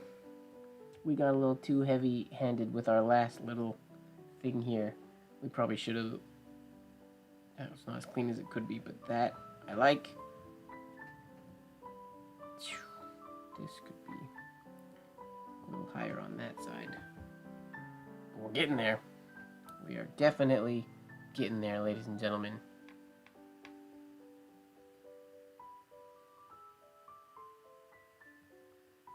Yeah, the exit stroke ends up following the very last one, following these parallel at the end. And then, yeah, his full-on actually... See how... This is what I was talking about earlier. With the one on the B. Mine continues on going this way, whereas his, like, curves in and then stops, like, right there. So he really follows that parallel curvature. Sorry, I don't know if I was off camera or not when I was explaining that. I think I was sort of in. I gotta be more mindful of the face cam. Oh wait, let's try that again.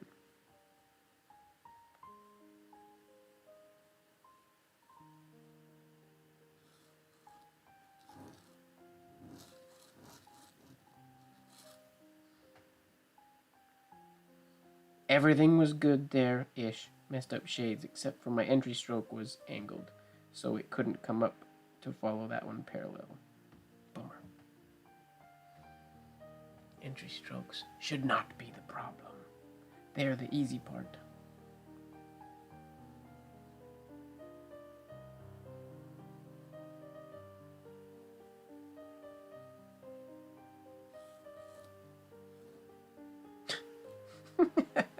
Forgot what I was doing.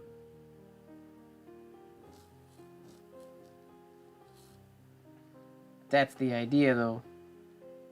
I just forgot what I was doing partway through. Here we go.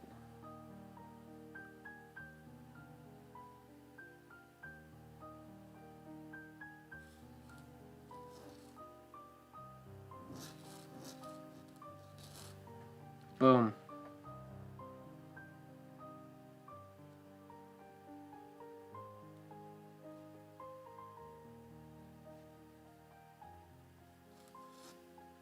Not too bad. This is still... I've done, like, this set of oval shades is better than that set, but... We got this following parallel. I still don't curve in at the end. That's going to take some work. That goes against muscle memory for me, but I should work on that.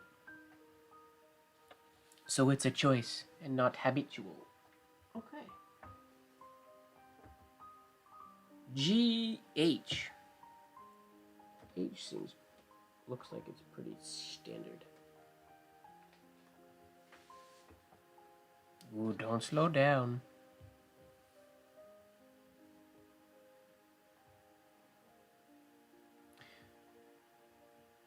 Twisty and groovy.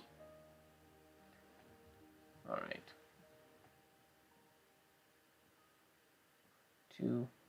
Basically the same, he just starts with a little loop.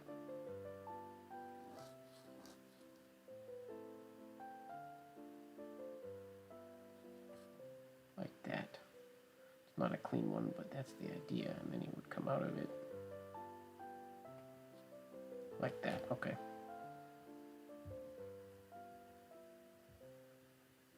They're going, yeah, same ovals there.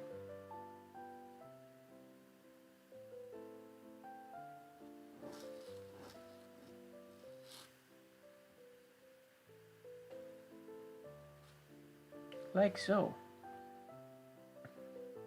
The weird thing that's messing me up, he totally, this is unlike most H's you see, he has no attempt or anything at a stem in here. This is 100% an oval shade, and he just puts an H on it. But this is fully a very angled oval, almost horizontal, with a shade on the bottom. There's no like stem like you would have here with the eye, how it is a straighter line. It follows the slant line first before it ovals out. The H, he's fully rounded from beginning to end, which goes against what my natural habits do. So I have to try to ignore what I want to do and just make it round or oval. Ovoid, if we're using proper terms.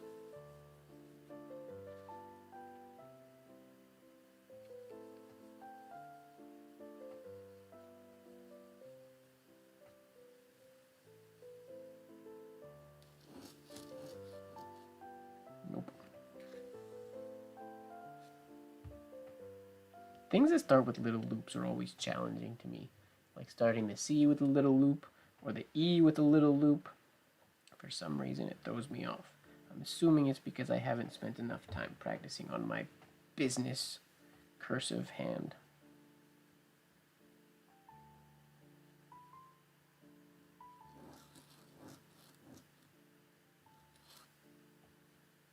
Still looks such a weird shape when I do it.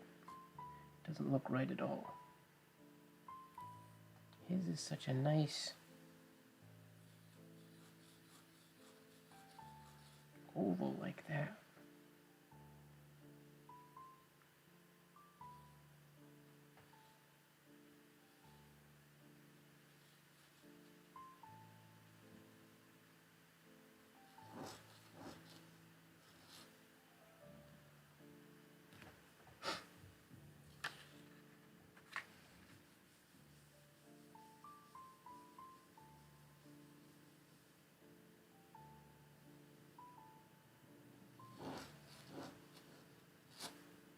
Darn it, that was supposed to go that way. That's okay. We're getting there.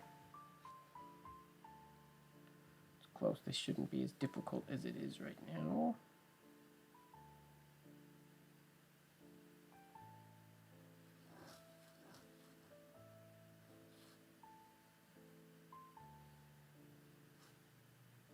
That's the idea.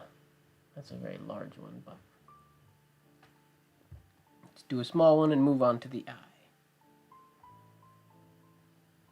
Yeah. It does look like a backwards C. That is true. Could also technically... Oh no, you couldn't do a Z this way. Never mind. You could start an X this way. Do they start an X this way? Oh no, he doesn't do the X like this.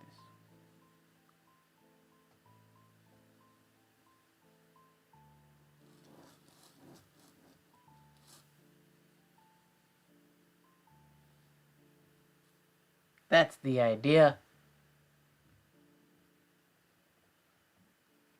I have issues with this little oval being a weird shape for pretty much all of the letters that we've tried to throw it into so far. So that's a habit that's coming into play that I gotta fix.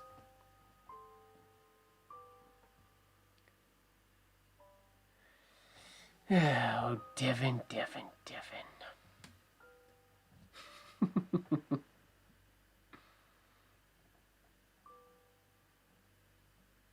It is a cool variation.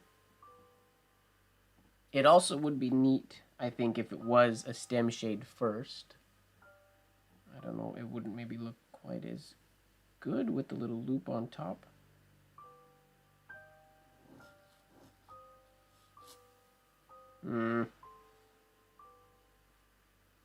No, pretend I didn't do that. Let's move on to the eye. The eye just starts like a regular eye, finishing the exact same way. We're getting now into the realm of repeating forms over and over and over again.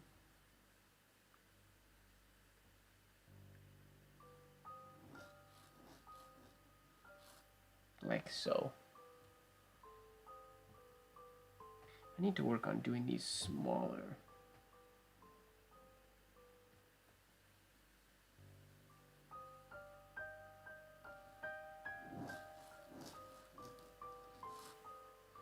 And fixing that little shape. That's what I'm going to focus on right now.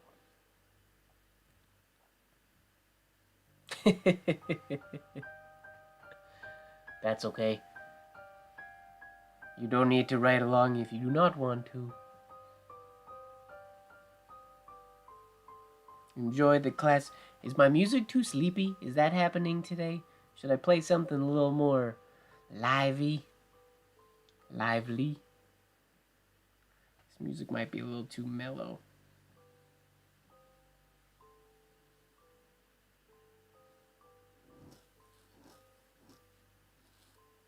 See, that's what I want to do every time, is cut it out there instead of bringing it out here. He finds a way.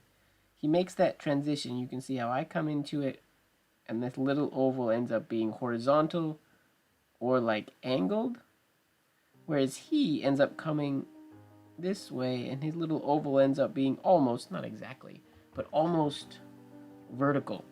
I keep saying you see, like you guys have this specimen right in front of you. Some of you may have gotten it. I posted it on Instagram and whatnot earlier this week. Oh, it's hot in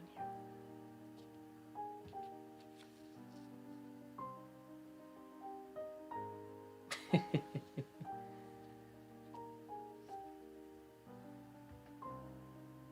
If I owned a gravy company, I would definitely use hippies and the word groovy to promote myself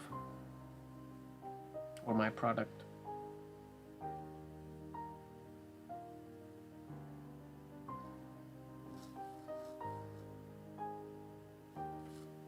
Yeah, like he goes up. I feel like he did these wicked fast too. They look like they were done super quick.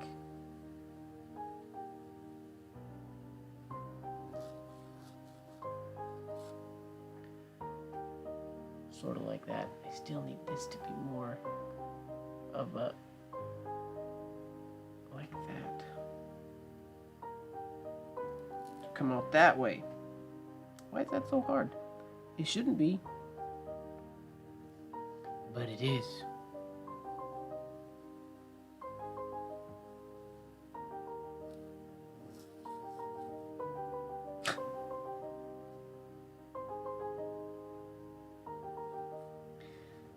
The solution, I think, I don't actually know, but what is happening, and I realized it on this one, I'm thinking about the exit, because the whole thing isn't muscle memory yet, obviously, because I haven't dedicated the time to it, but I'm thinking about the exit when I get to here, and by here it's already too late, because I'm already traveling in this direction by the time I get there. So I need to get my brain as a trigger point when I start to get like here. When I go into that last shade, I need to already be thinking about my exit stroke so that I don't make that oval so long. I think. A lot of stuff, a lot of triggers have to happen if you don't have a perfect mental picture and muscle trained for what you're doing, which is like which is what we're doing tonight.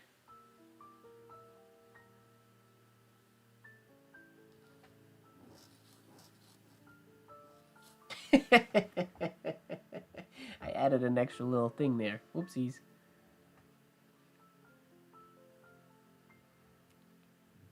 Lemon and coffee flavored. That sounds delicious.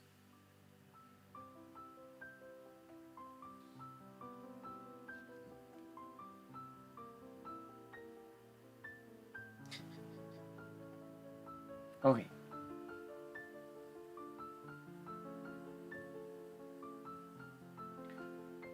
One, two.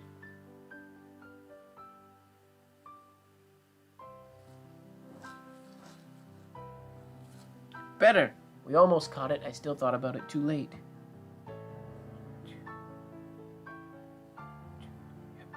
Okay. Right after the 3. This is where I start using timing and musicality like I do in my musical theater, in my movement writing class, to remind myself of that trigger.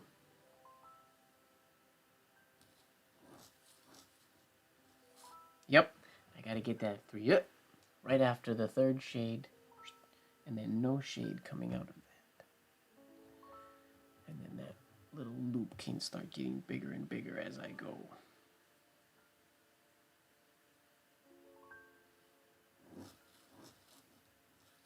Yeah, that's the idea. Close. It's not perfect yet, but that is definitely the idea. That's more what I'm going for. The little itty bitty loop is still a little too small, but at least it's going in a better direction this time.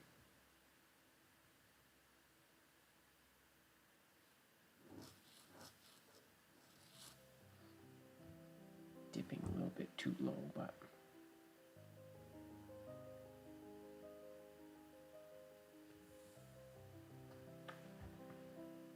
just a couple more, then we'll move on. Going through the alphabet super slow, sorry you guys. I apologize if this is boring.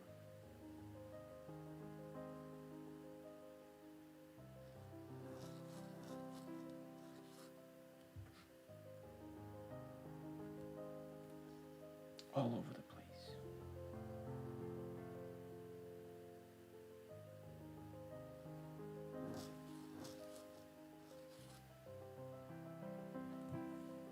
Last one.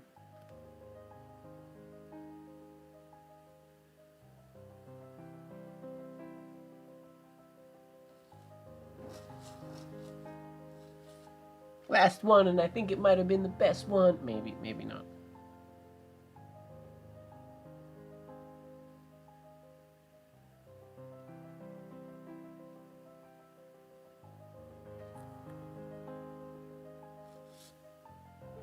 Insane!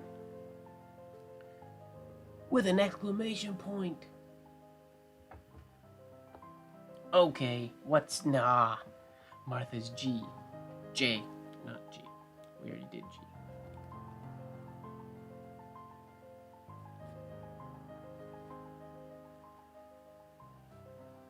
Ah, this is what you were talking about with Signwriter script as well, huh? Trying to get the shade right at the bottom. So, one thing you can do, give me 2 seconds, I need to, my knee is not cramping, but it's getting stiff on me for some reason. I somehow hurt my left knee the other day, and I don't know how.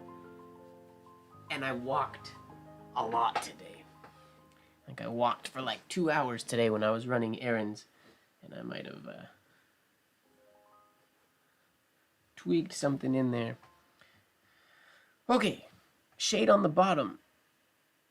So, if you're writing slow, I don't know if you're using movement tonight, Fozzie, or if you're slowing down. I know you go back and forth. If you're going slow, Civic in the building. Oh, Civic isn't catching on. It's been caught.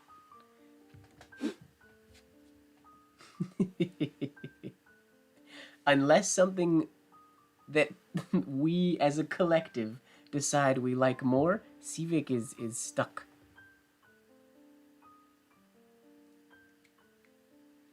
Okay, semi-slow slash fast. That's very, very helpful. But if you're going slow,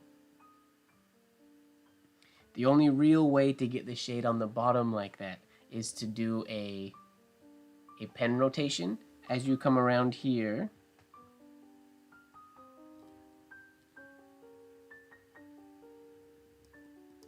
you have to rotate a little bit, and you may start picking up fibers, but so you can come around. Sorry, I ended it too soon because I looked at the camera, but to keep it nice and low. So ideally, that shade, come on, running out of ink. That shade finishes while the oval is on its way, like it tapers out up. The shape of that stroke is essentially like that. It's really long, but your shade starts here, obviously, and you get thicker.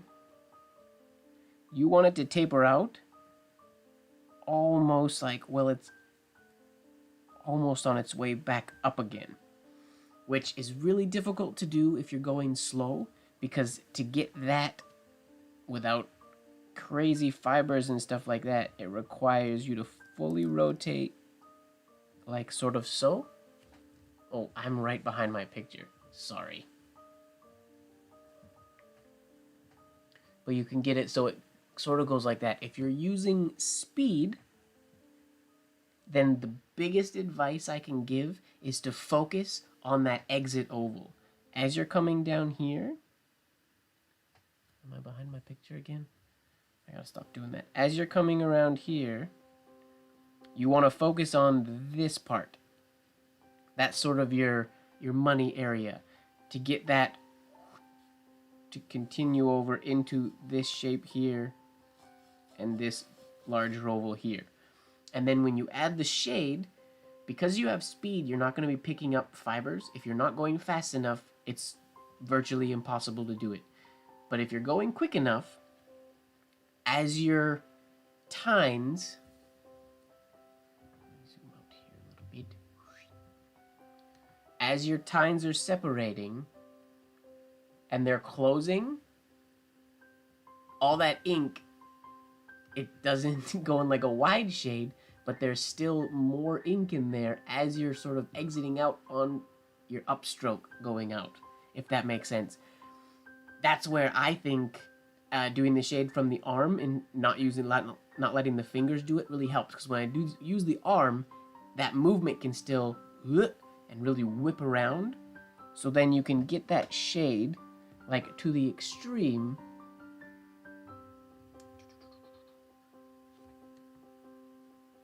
All right, you can get that shade going almost to the bottom. Let me get a new sheet of paper and I'll try to do a couple of those so you can see what I'm talking about. And getting that shade on the upstroke like that, a little bit. There's no actual shade. I mean, it just kind of, as the tines are closing, it's on the upstroke. But getting that was a game changer for doing like my capital L's and capital S's and capital G's. And in this case, so many of these little flourishes we're doing today.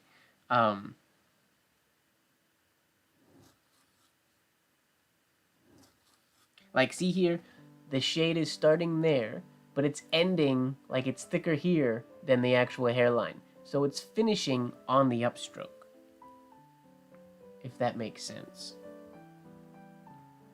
And the only way to do that is that moment right here. Wah, that. Because if your thought process isn't whipping up into that oval, then what you're gonna get is that type of a shape. You're gonna extend that oval, which is what I used to do and is what happens a lot. So even when you get a continually moving or a continually ending shade, you'll get a stroke sort of like this. So your S's and whatnot will be super long because it's finishing on the baseline instead of on the up, whereas you want this to cut off quicker. And the quicker it cuts off, the more you're going to get that little illusion of the shade being right at the bottom, the smaller that exit oval is. So watch, if I try to do one super tiny,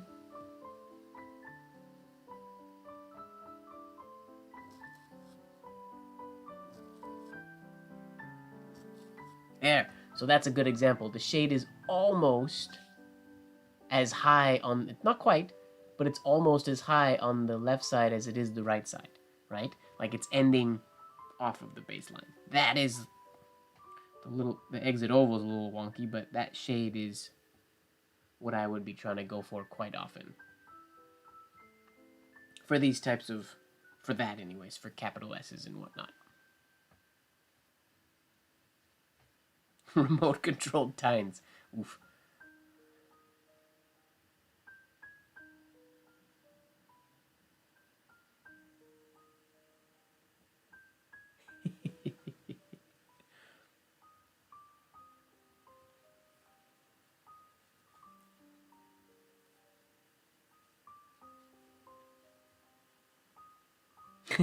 No problem, Linda.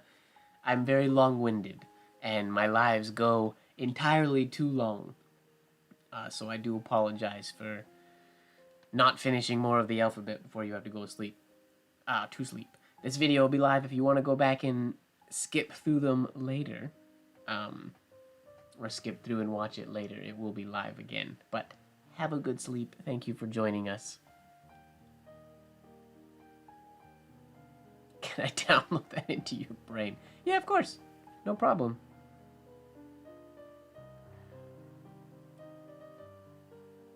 Jumps along the baseline. And it's very very common for that stroke to end along the baseline because we're also so used to doing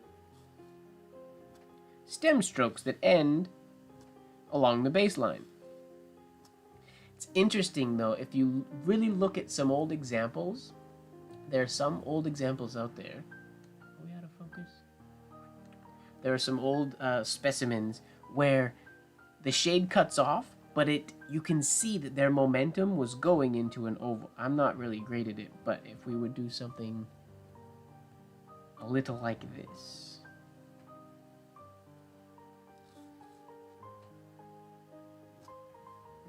Bad example. Like I said, not something that I'm very great at. I need to practice it more.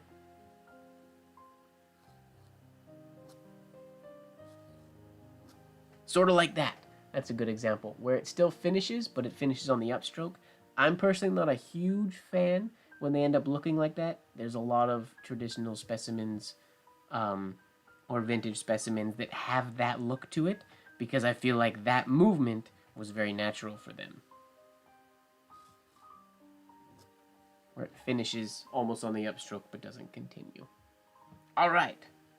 What do we got next? Oh, this J. J, J, J, J, J, J. Now, this is a little bit of a puzzle, I think. So, there's a few options here, I think, with this J, of how it can be done. I haven't done any super in-depth analysis on how it's done or which stroke I think he did first or anything like that. But I think if I were doing it, what would I do?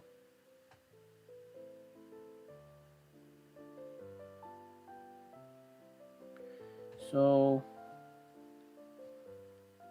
he could have started up here, came down, did this shade and up. There's probably a pause there, probably a nib lift, and then continue on with a to give that there. This also could have been added after the whole thing was done, up to him. And then this stroke could have been done one of two ways. He could have done it thrown, where he's holding the nib this way, and he came over here and threw that stroke, but I think hitting that point would be very risky if he did it that way. So what he also could have done was started here and went to there, which is likely how he did it because you can see this stroke here is slightly heavier than this one. Again, that could be the printing. There's no way to actually know. But I believe he did it that way. And whether he did this stroke or this stroke first, we don't know. I personally would probably do this long one and then tack this one on after it. But who knows? I think both ways would totally work. So let's give it a shot. Starting with a long compound curve. Long compound curve, shade and stop. Okay. Simple enough.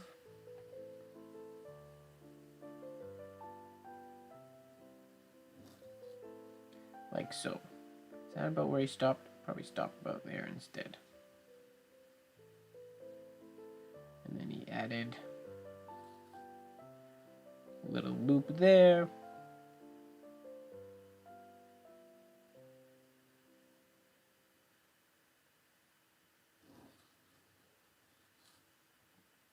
Is that what he did? I made this too big, but okay, let's check that out again. Thanks, Bruno. I'm glad you like my classical music. This is from the YouTube Audio Royalty-Free Library. Relaxing, peaceful music to keep me from freaking out doing crazy loops.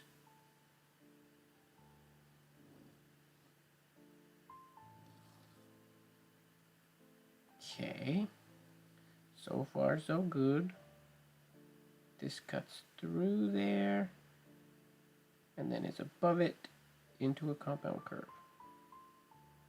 Okay. That's not supposed to be shaded. I like it shaded. And then this needs to go and compound a little quicker so it keeps the shade look. Okay. That's a weird J. That J's got more moves than got some moves like Jagger. When I first read that, I thought you said it's got more moves than Jagger. That was really funny. I also like moves like Jagger is also funny. My brain is just misreading the chat. Yeah, this is a crazy J. There's a lot of angles going on in here.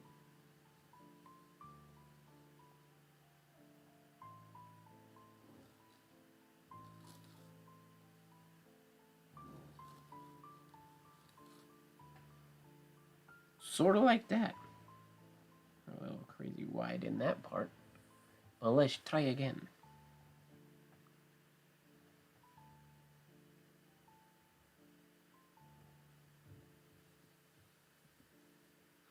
If you're just joining us, I need everybody to cross your fingers for me, because I applied for an apartment today, and I really want it. So please cross your fingers that I get it.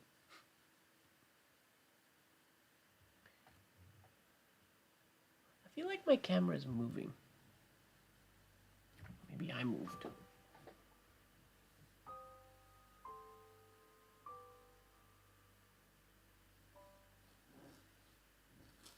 Too big again at the bottom there. Nope. Kata.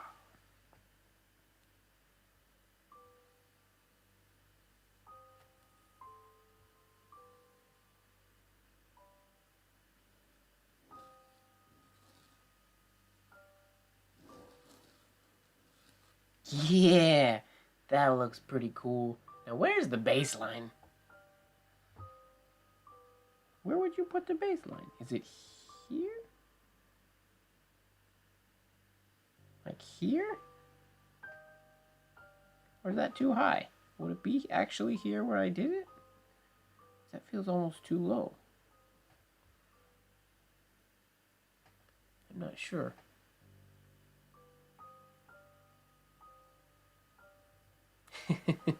Yep. Chill music does that. I need to expand this playlist though. There's not nearly enough songs in it's like the jazz one. I like the songs that are in there, but there's not nearly enough of them. I'm making that compound curve way too pronounced.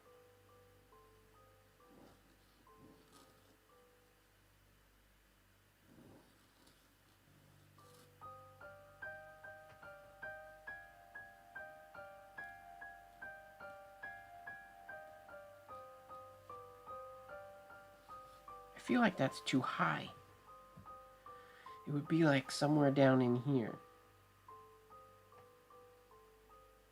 Maybe. That is a weird J. It also, I'm making this bottom part way too big, so that might be why. Fancy. Alright, let's do the capital K. Oh, the capital K is exactly like the capital H. Well, not exactly. The first stroke is exactly like how we did the capital H. Without the stem stroke, just an oval. Pure and simple, highly angled oval. Going into it, coming out of it with a compound curve. Oh, that's neat. Oh, my shade is much too high. His shade ends up below this line so that he can come in like that. Okay. So I have to do an oval shade, but I have to keep it super low. That might be really hard with a large shade. But possible.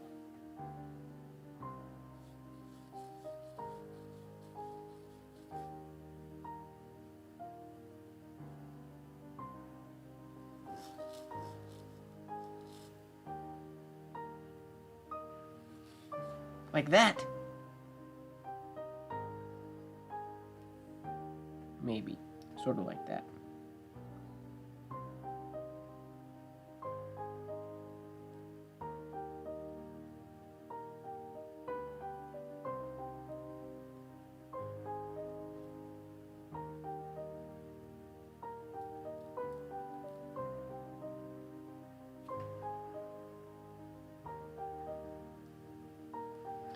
Crazy.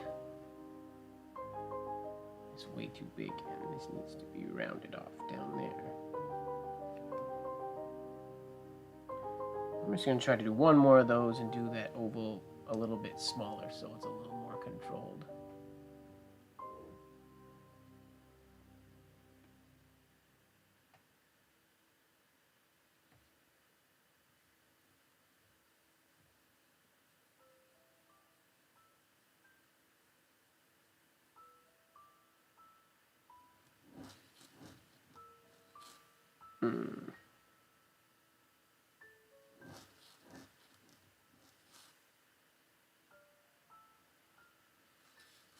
That's better. It's very strange ending a K, not with an oval that goes below the baseline, but ending it through. But I guess it makes sense if you're going to go right into a letter.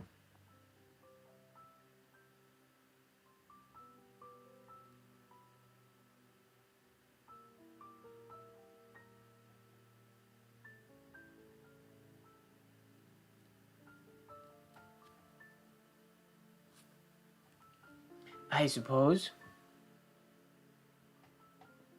K was a quick one. Yep. Well, we already did it with the H. So there wasn't a whole lot of extra. And for me, in order to keep those ovals round and these shades nice, the faster I do them, the smoother they kind of get.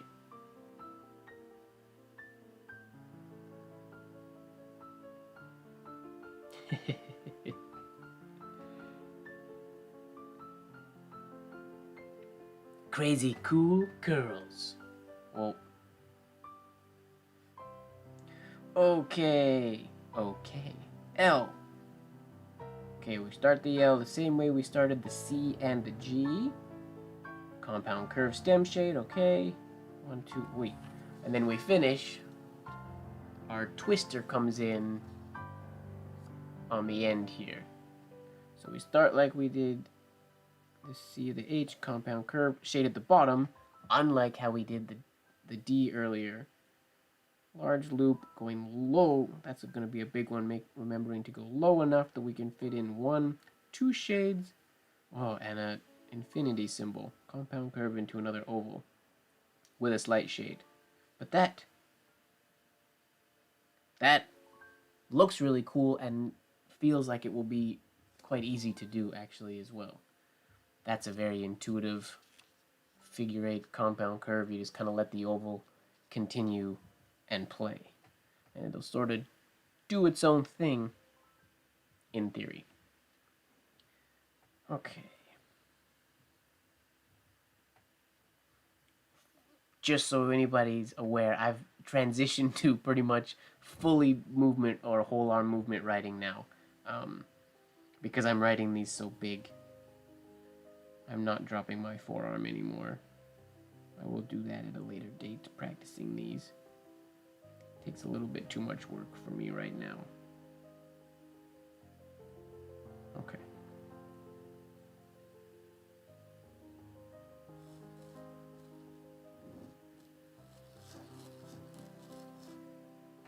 Sort of like that.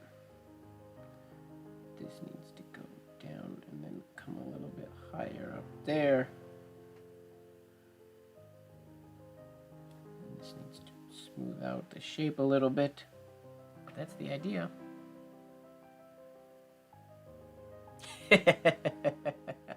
Yep. When I read it too, I was like, oh, we're just gonna end that right there. Moving right along.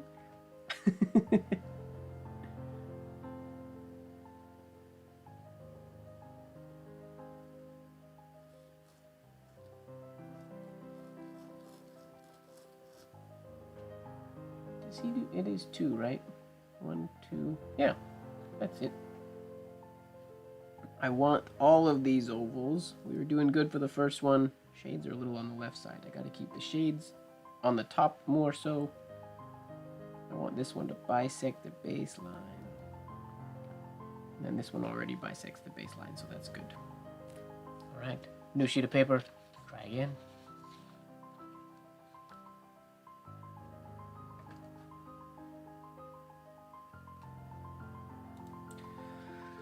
Okay, paper.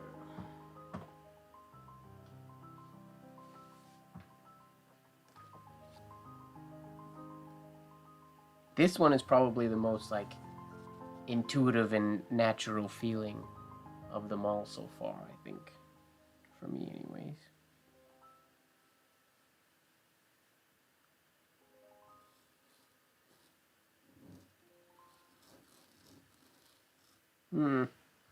These are wonky and they shouldn't be. I'm having it when I transition into this oval, my first oval is not hitting a nice horizontal oval there at the bottom, which is messing up the spiral, which is what tonight is all about. Can't be messing up the spiral in the Spiral Late Night Live. Or the twister. But what is it? What is a twister but a spiral?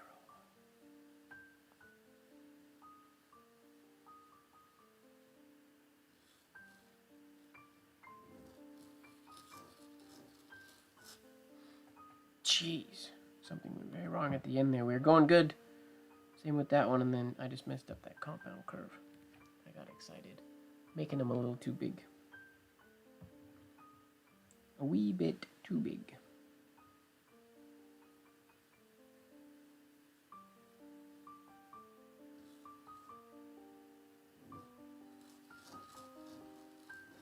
That's better.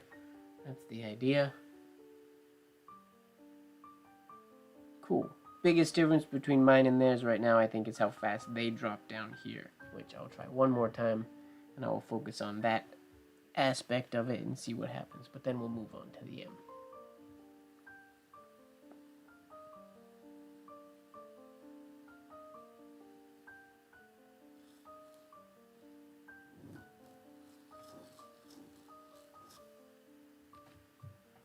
Not too shabby. Still rather large, but that's okay. Cyclone letter. Let's see. Now we go to the M. So the M, he does basically the same as the A that we started with. Whoa, and then he finishes with this neat figure 8.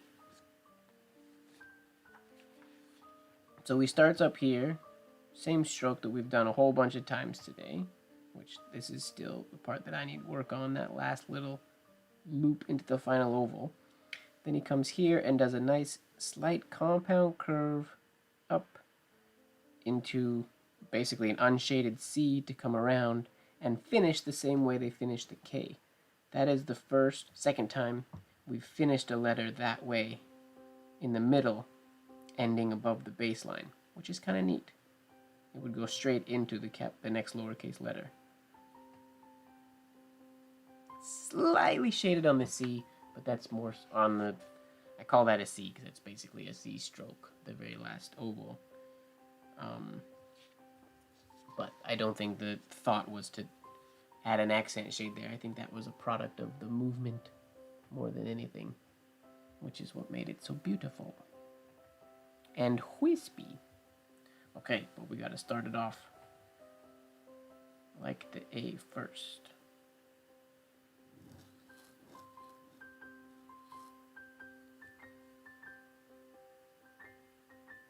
Does that go below the baseline? It does. He goes way down here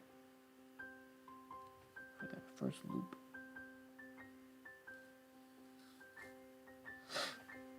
Mine should be like that. I went a little too far to the left, but I like that. That's kind of neat.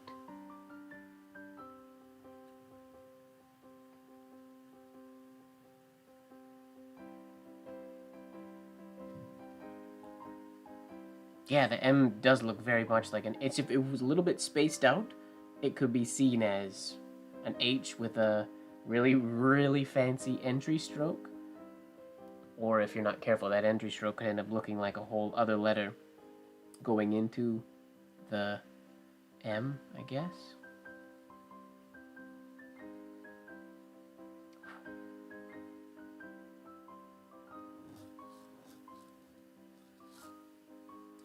That might be the best one of those strokes I've done. It's so big though.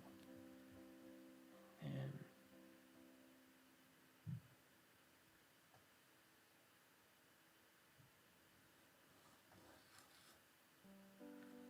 I added too much of a shade.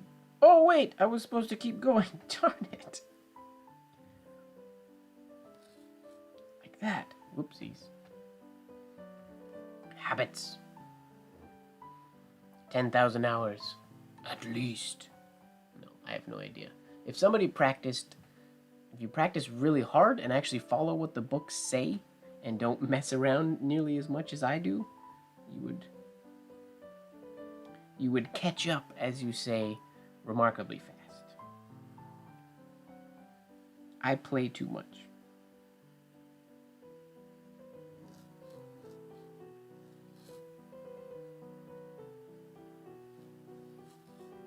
Too close together. That's like, there's a fine balance to make that look decent that I do not know how to find. It's hardly compounded here. It's almost like a straight line.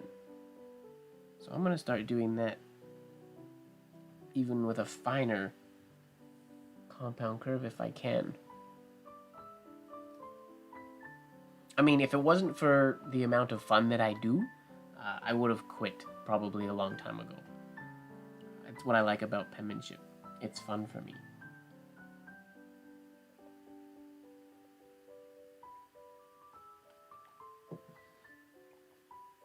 I would be lying if I said I wouldn't be better if I didn't practice in a more sort of traditional, refined way more often. I do practice that way. I don't film it or do it live because it's very focused and it would be insanely boring for people to watch it unless they were like actual students in an in-person like study session type of thing. But I wouldn't film that stuff because it's boring. I do it, just not nearly as often as I probably should. Or as I should.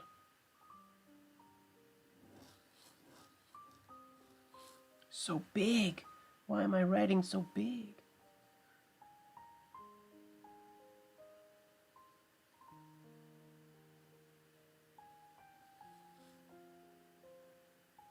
Oh, I did it again! Darn it. Oh, that's such a just natural thing. I totally didn't realize it. Crud.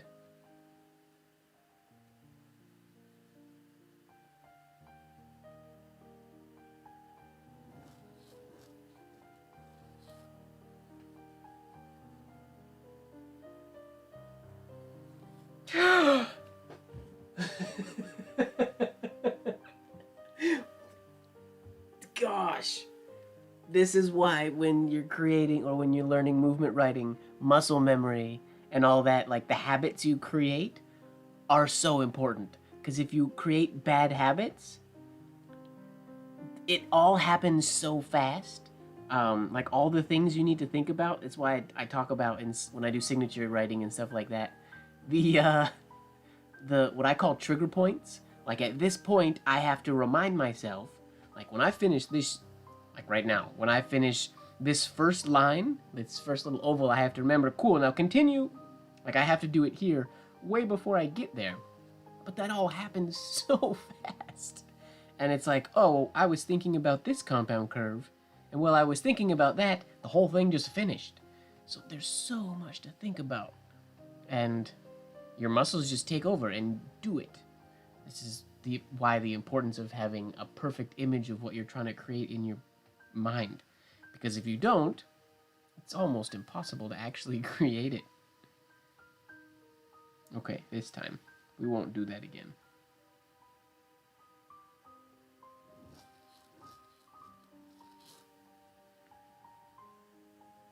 Continue.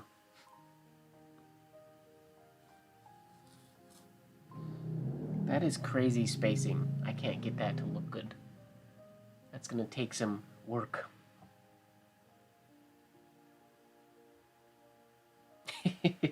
You can see where it happened though.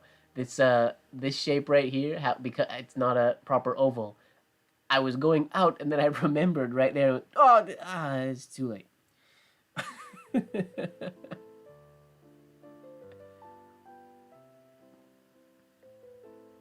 There's that bike again. You see a bike? What? Did I miss a comment? Oh, outside. Sorry. Wake up, Mike. Yep. I think one of our neighbors must have like a Harley or something like that. Okay. Clean the nib, stir the ink. Moving out.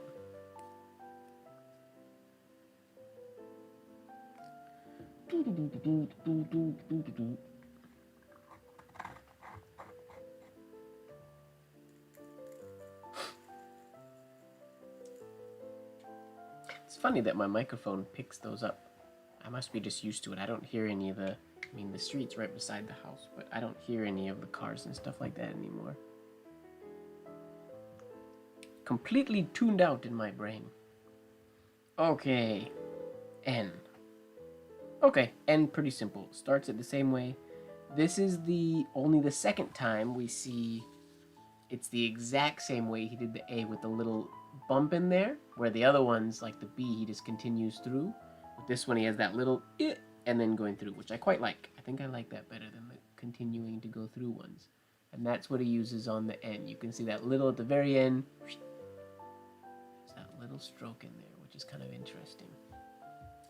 And then the end is just a downstroke, slightly rounded upstroke, and indirect turn into a horizontal oval, which should not be too difficult in theory. The hard part is stopping myself from writing so damn big today. Punishment, I'm dropping my forearm.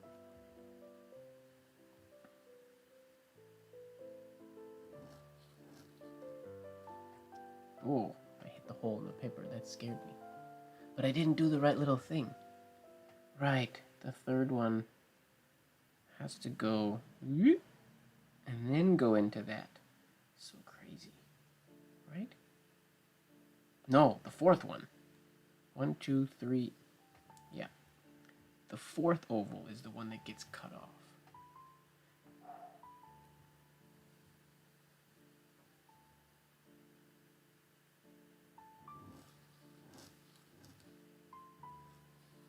Yeah, like that.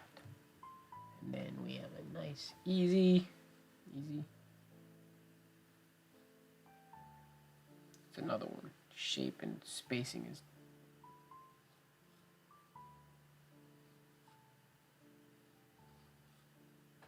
tough. Slightly rounded at this point here. Making it pointy would be much easier, but wouldn't look as good.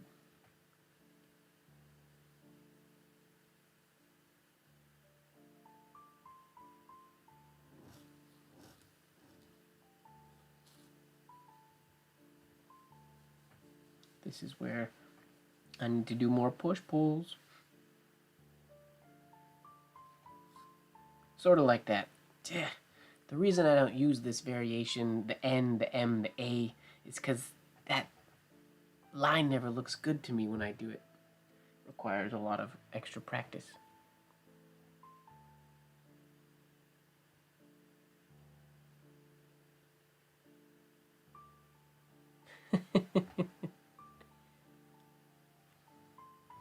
Fozzie's away. She's probably doing stuff with her kids, or working, or she died because writing stresses her out today, maybe.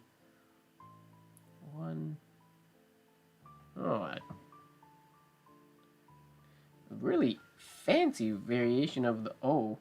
This is almost like a Q. I wouldn't probably use this O because to me it kind of looks like a Q. What does he do? 1, 2, 3, shade around. Okay.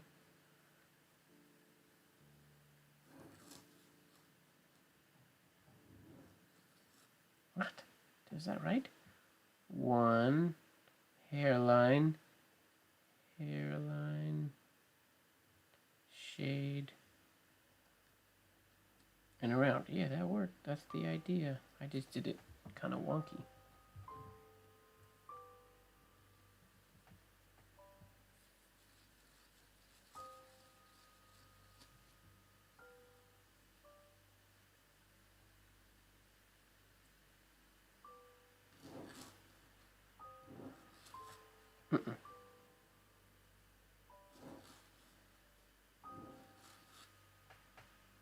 Weird. I don't know that I like that letter.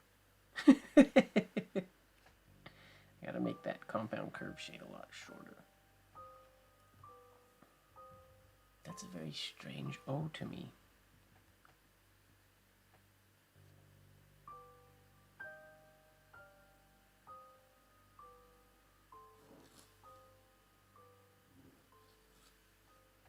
It's the idea.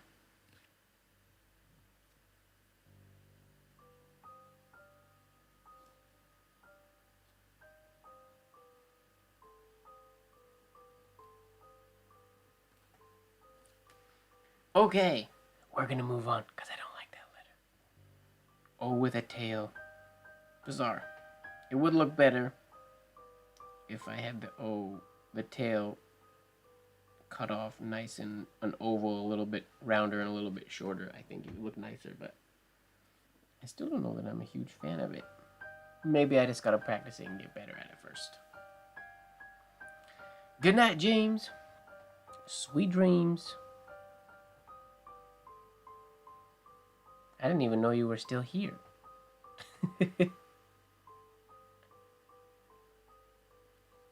Already? What do you mean, Monica? We've been going for hours. Oh, the P is the same as... The P is basically the exact same as the B that we did. Except, I still can't decide how he did that. If he started with way up here, or if he finished it off later. I'm starting to think he just started at the very tip of it. Let's see. Maybe I'll try that some more and see if I can get it. I would rather start it at the very top.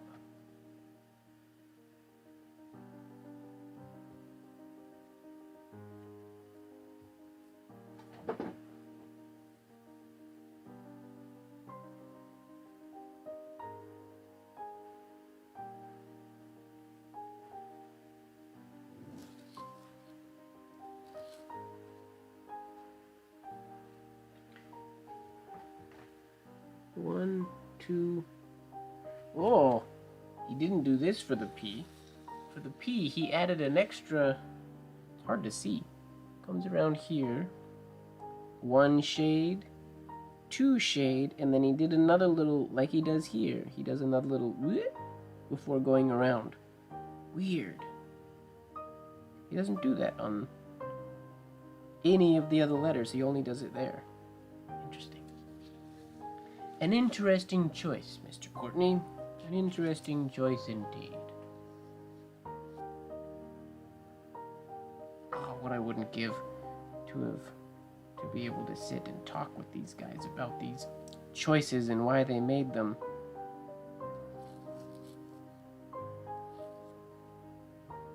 That should go a little lower. Okay. Welcome back, Fuzzy.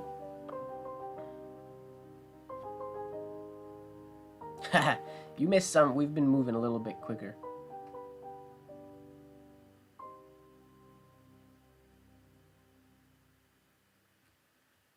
We've been moving kind of fast. Martha, add the last loop. Yeah, the last loop last. Do you mean this little one or this little one here? That's how it feels like I want to do it. I want to go and then add that little at the end. But I want to be able to do it from the beginning. And then that little thing, yeah.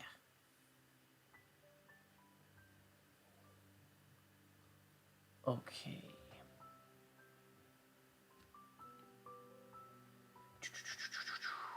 All right, let's try that P again.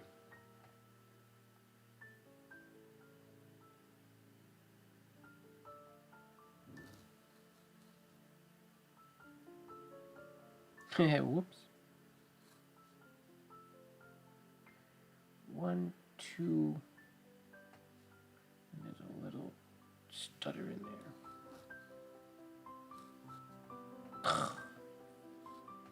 This has to continue all the way to there. Okay.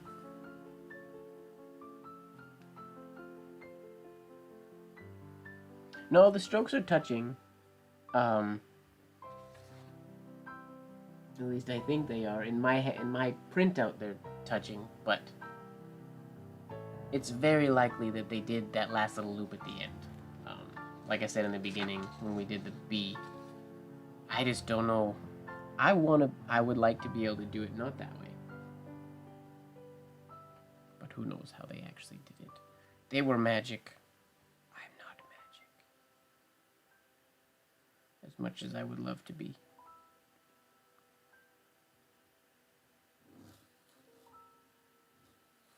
I'm not even shading anything anymore. So big. Way, way, way, way, way too big. Okay, we're gonna forget about that first little loop for a sec.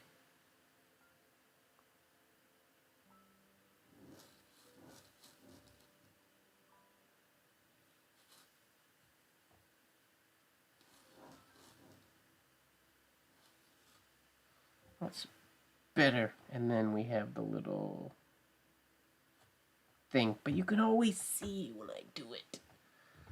It's not hidden.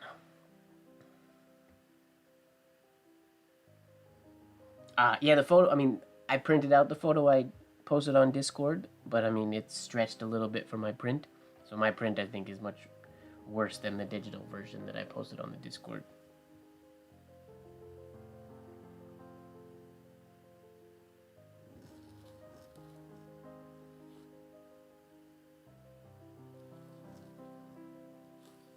Ooh, that might be the best one of the P. Oh, I forgot about the entry little stroke.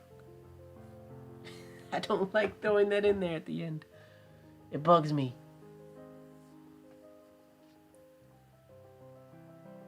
All right, let's move on to Q. Wow, Q gets a little snazzy.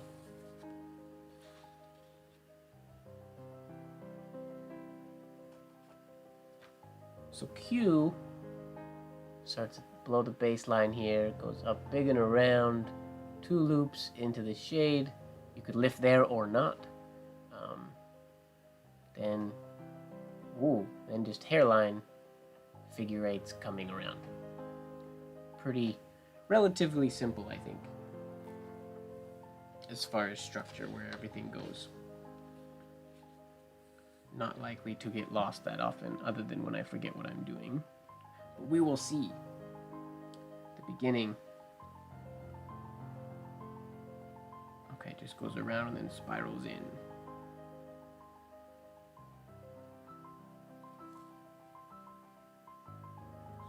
goes in, right? Yeah.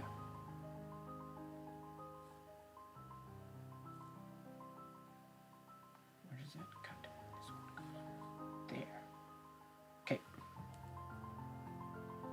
The Q is quite nice. I never used the Q that looks like a 2, which is this one, but if I did, I quite like this Q. I would use this entry into a Z for sure, or a Y, or definitely a Z.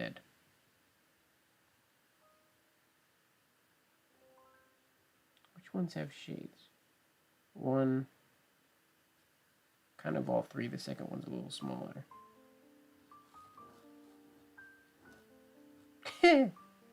Shoot. So this is supposed to be right here instead of so far below. Oops. One more time. We'll get a new sheet of paper.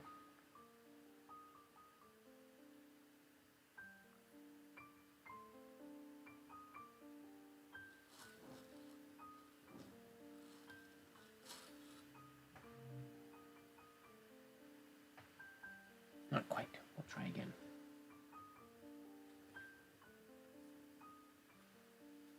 That exit oval has to go up a little higher into the letter so it doesn't sit below it too much.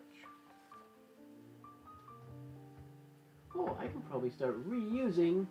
Yeah. Recycle and reuse. Yep. I'll start reusing these sheets from earlier today. One of the best parts about using black paper, you can't see. Okay. Here we go. Crazy Q.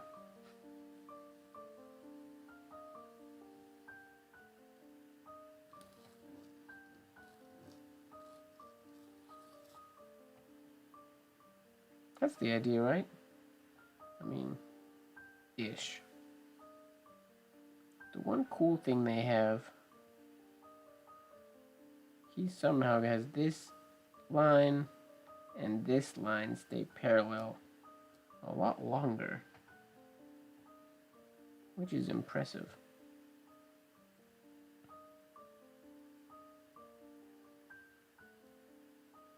I get so scared that I'm gonna hit that little hairline.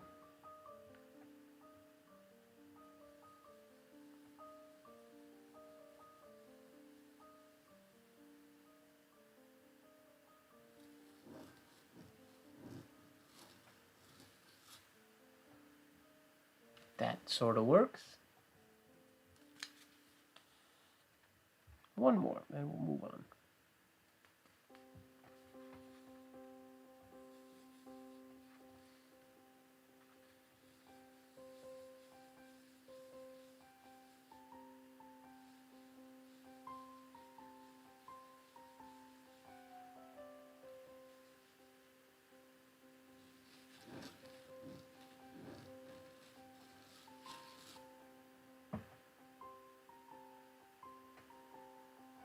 I like that. It doesn't look like a Q to me, but that's just because I don't use that variation of the Q.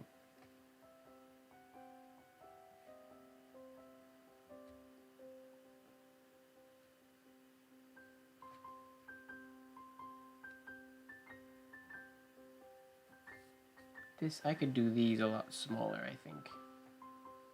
Or they could afford to be a lot smaller so they don't take up so much. We'll do one more. Majestic Q. Here we go. Last one. I'm going to try to do really big shades and keep it a little bit smaller. We'll see.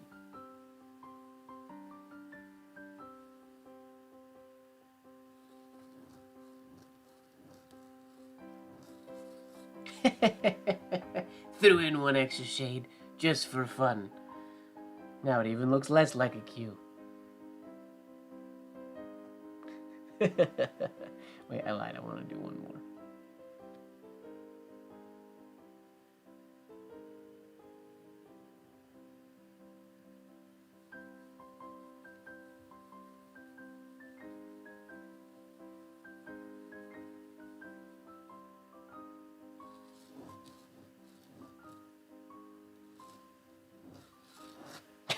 I messed up on this downward part. I lost my stride. Okay. One more. Maybe two more.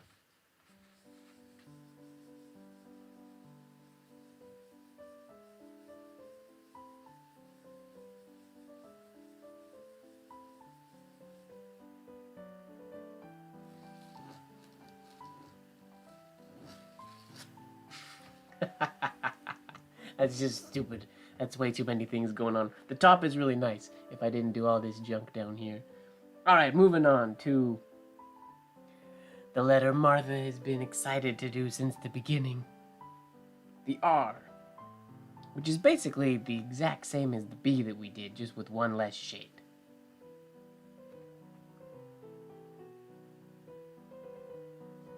So here we go.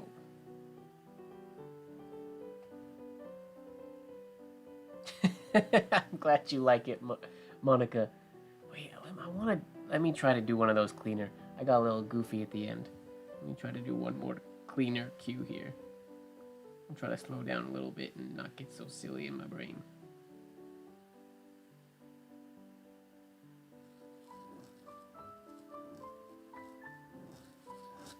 Oh, ran out of ink. That was gonna be a good one. All nice and symmetrical and parallel and... oh well. Moving on to the R. For another day. Here we go.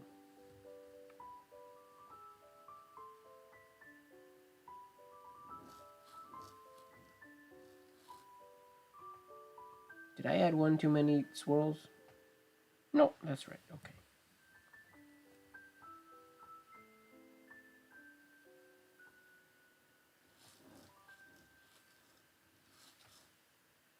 Whoops. He finished down there.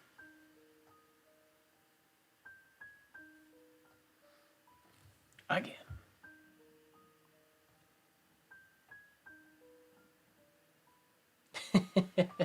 Martha's been obsessed with this art since I first posted these twisters.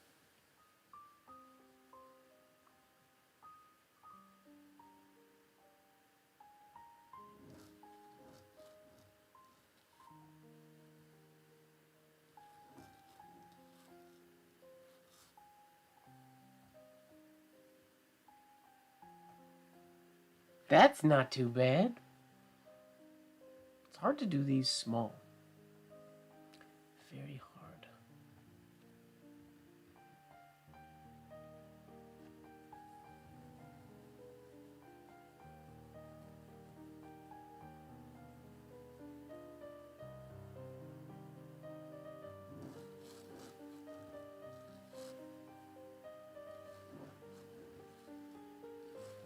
Darn it!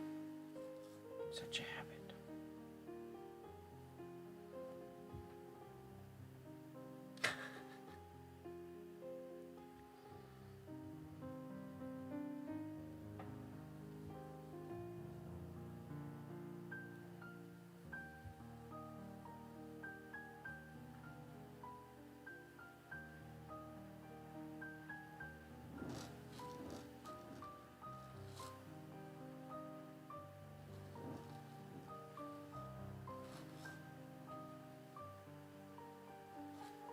There we go. That one's pretty spot on.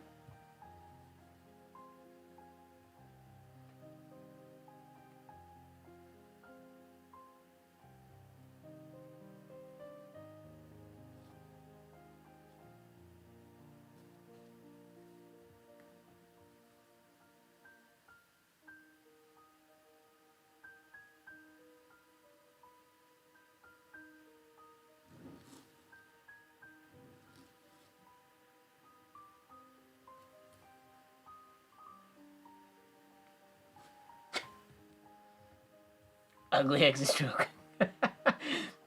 I giggled because when I got here, I said, my brain went, make the exit stroke a guitar.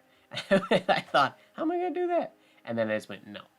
But I did try to think of how I could go like, sha, shua, somehow make it, that's a banjo, but you get the idea.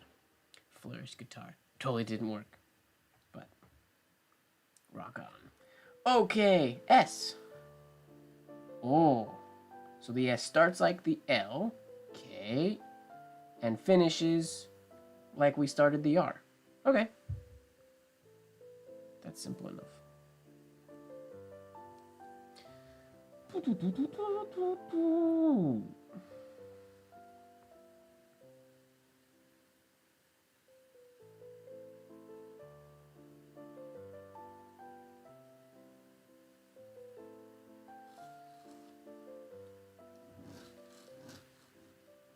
Wait a minute. Oh, this is a tricky like that G. We have to leave enough space for our letters to go over. Okay. Noted. Learned it the hard way.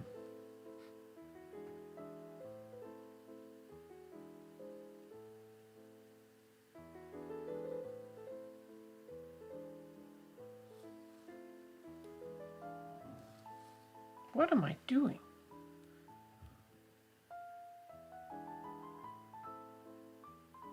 That compound curve has to be so curvy.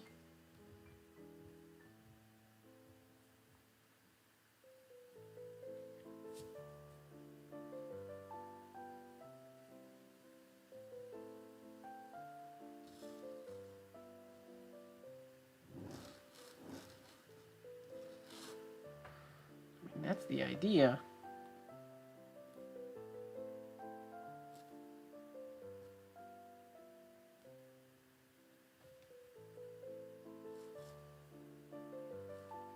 Sorta.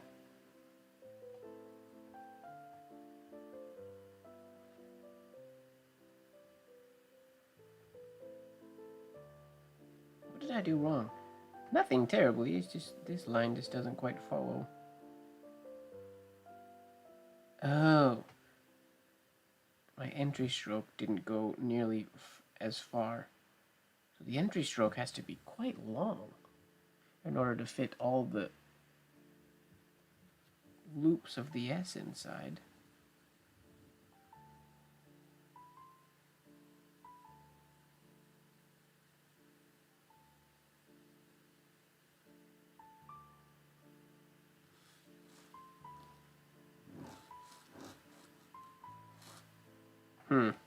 That's tough. To get, why is that so hard to get to look good? Because this needs to come in and cut through there, I guess.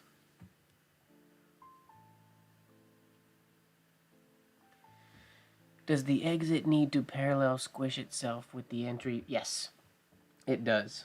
So exactly like we did on the G, ideally we want our entry stroke to be going there. We compound curve around. Like this, yeah. And then this goes around here and follows parallel. But my exit stroke, or my entry stroke, as you can see here, what I'm doing wrong, same thing I did wrong on the G. It's not high enough or really flat enough to properly parallel with those last exit ovals, which is kind of annoying.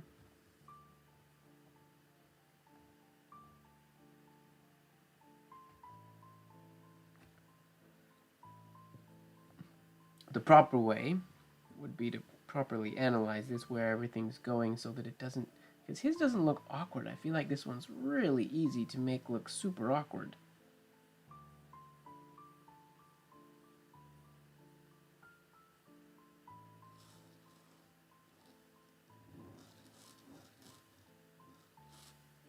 Kind of like that is closer to what he did. Still needs to be higher though. Right there. And this needs to come down a little quicker. Yeah, my entry oval is just coming in at an angle instead of flat, unfortunately. Yup. I gotta flatten it out. Here, we'll use the opposite side of the piece of paper we used for the G, which has a similar issue. So maybe that will give us power to do it. Horizontal. Keep it horizontal and long.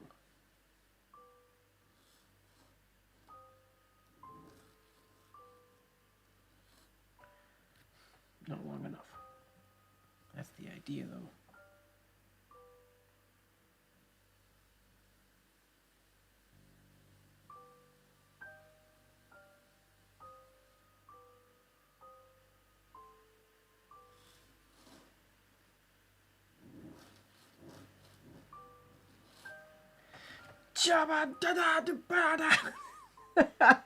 I basically just followed it same line out. How do you not do that? My exit has to go this way and then cut across? That's so weird. But that was the idea. That was very close. That's hard to hit. Wow.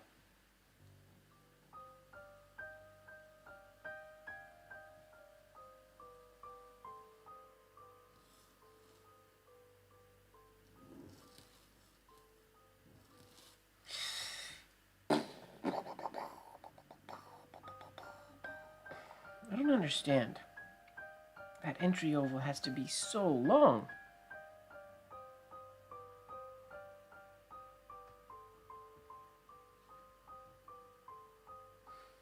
Come on.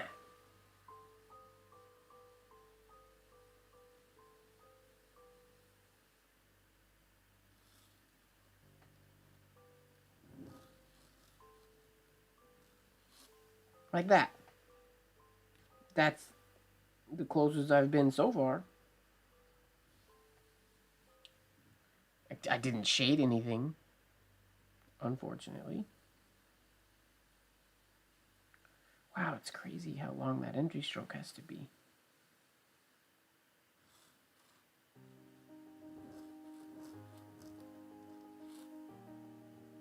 That's better.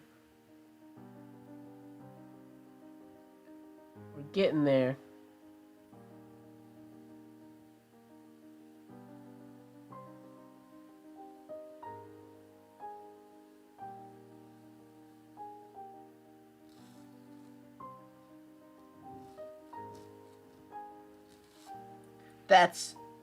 So those last two are pretty darn similar to each other, if you ask me.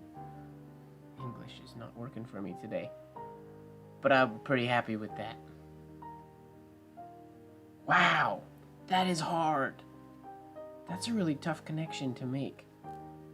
It's really fascinating though, ladies and gentlemen, it's neat to see how long or how quick, sort of, when you get used to these strokes. Like at first, it feels crazy difficult. Perfect example is the D we did last week during the live.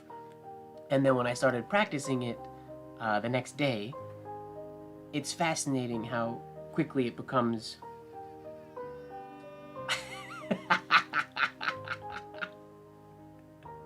That all happens automatically now. That's awesome. Okay, so we got Blacklight party time, I guess.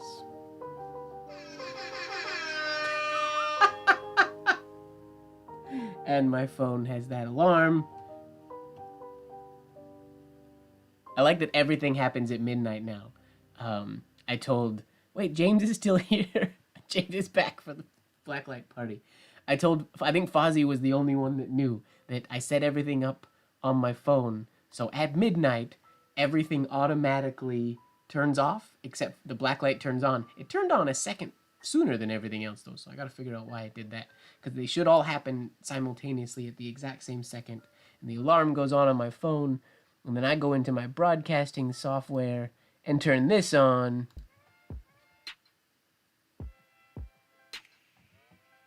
Because it's a whole new vibe, ladies and gentlemen.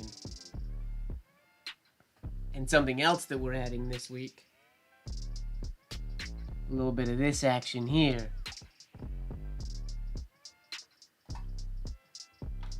Oh yeah.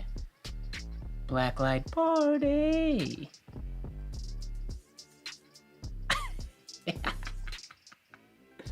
Alright, we'll put away the white ink. Let me know if this music is too loud or too quiet or whatnot, because it's obviously very different than the classical music.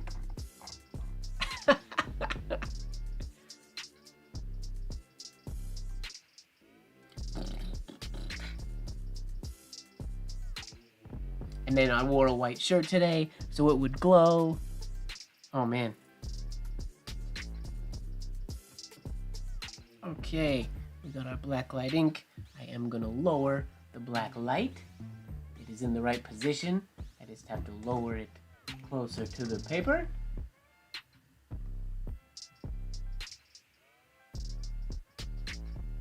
About like so should do it, I think. Let's get some Blacklight writing paper. I was not perfectly prepared. Oh, I gotta do twisters with Blacklight. I forgot about that whole conundrum.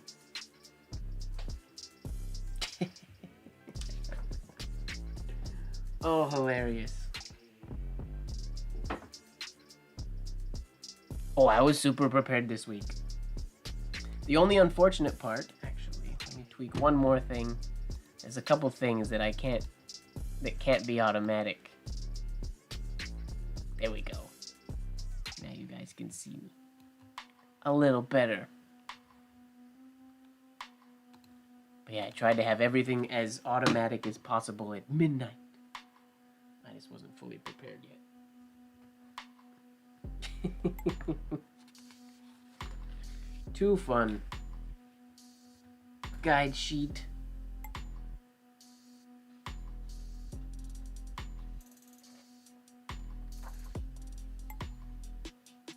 Paper.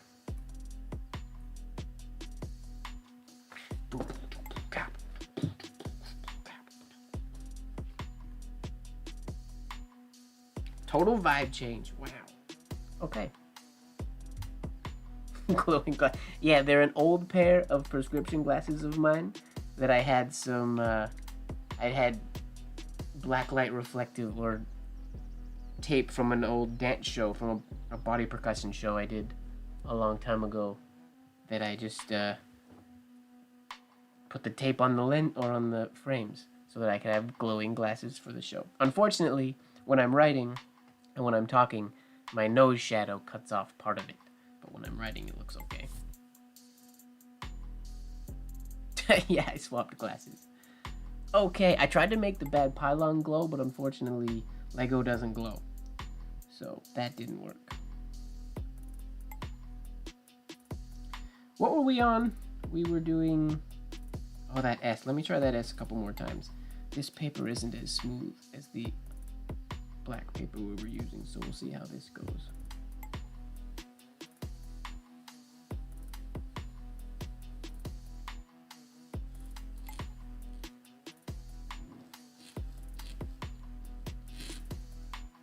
Cool. Is that visible? Oh, I'm off. Sorry that I was off camera there. Let's bring the light a little bit closer. Shall we?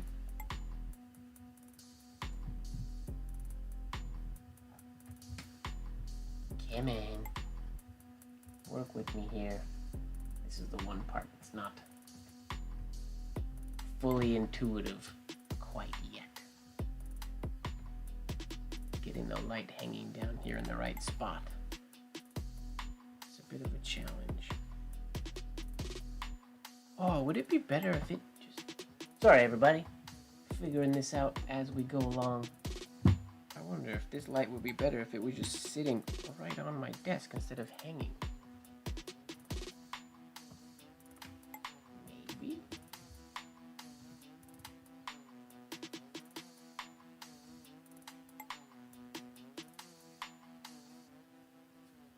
Maybe that'll work. We'll see. Might not work when I get to the farther down on the paper, though.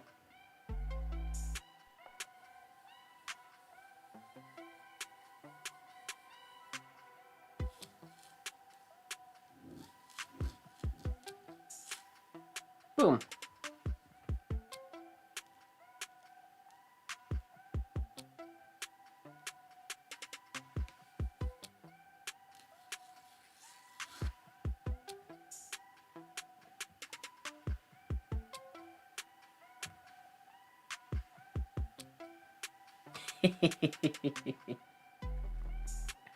Oh, hilarious.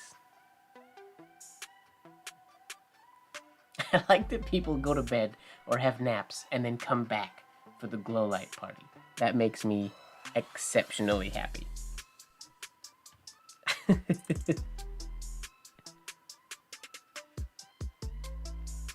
But I'm not a huge fan of how our light is today. I don't like where it's hanging, but I don't know how to fix it. Precisely. Give me a couple seconds. Maybe next week I'll have this figured out. Oh, I was bumping on the microphone. That probably didn't sound very good. Sorry. Stop swinging. I just need it to sit right. It's so far away.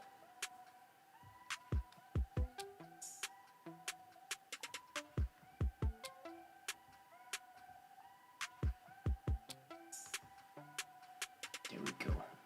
Boom, boom, boom.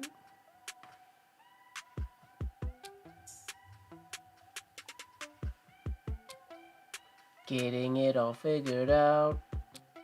There we go. Okay, I think we got the S. I feel like I've done 3 of them that are passable.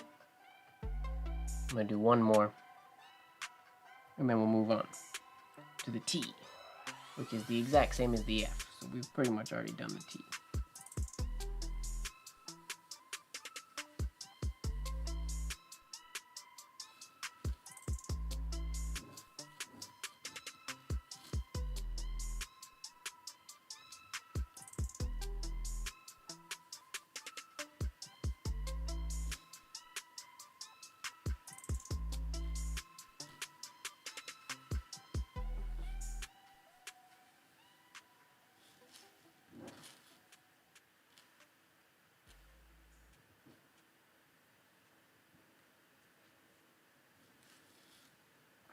Entry was too short on that one, but that's okay.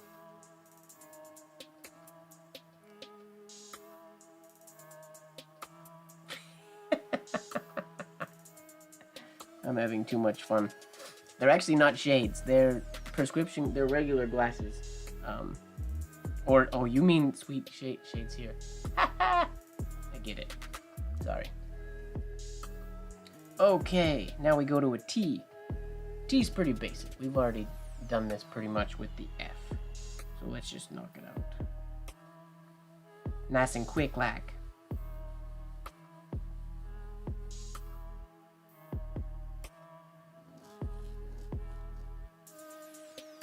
We can do better than that.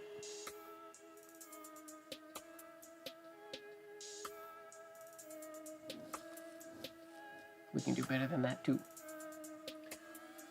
We gotta pick up the speed a little bit.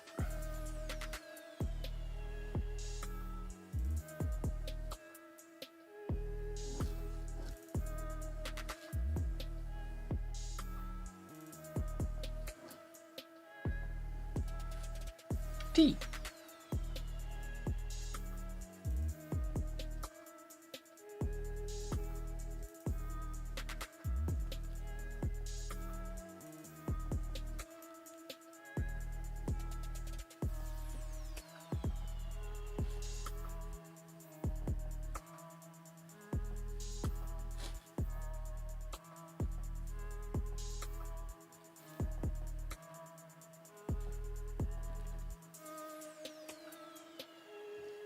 T.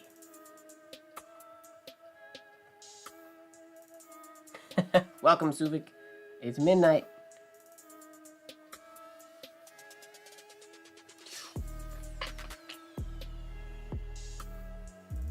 Is it just me, though? Is it not glowing as much as it did last week? Is that just my camera settings? I don't understand why it's not glowing quite as much. It's glowing in person, but it doesn't look... Maybe I'm just imagining things. Alright, let's do the U. So the U is the same entry as we did for the Q, which I like that one, so that's pretty cool. Let's go 1, 2, 2, and then we have a little figure eight at the end.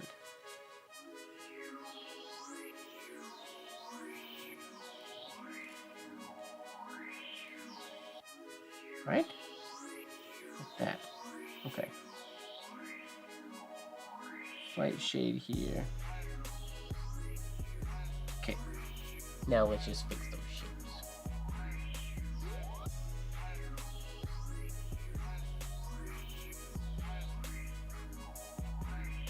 I need to invest in a better blacklight. Maybe that's the issue.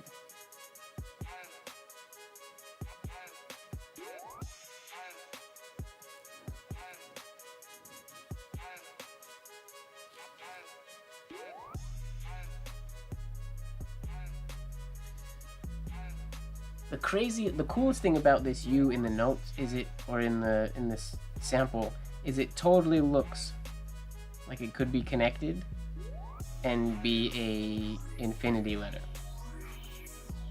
It definitely could, if one were to play their cards right and hit those connections. It could totally be an infinity letter.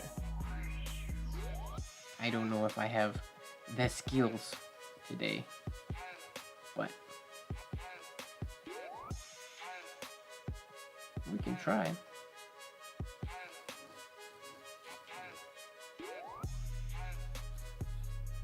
Like, that's the idea. I obviously didn't hit the connection, but one more try, then we'll move on. Try to make it a little bit smaller. You could also, if I was gonna do this as an infinity U, I would not start it here. If I was actually going for an infinity U, I would do this. I keep saying I need to do another round of infinity letters, and I really do, because they're quite fun. I haven't done them in quite a while, but I would do it like this.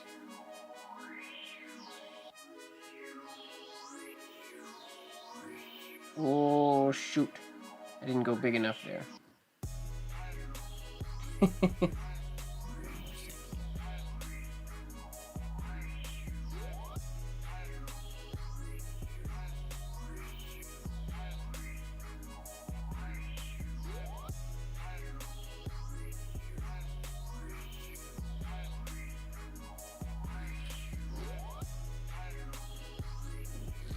Shoot, why is that spacing so weird? Anyways, totally could be an infinity U if I wasn't writing that connection so poorly. One more try.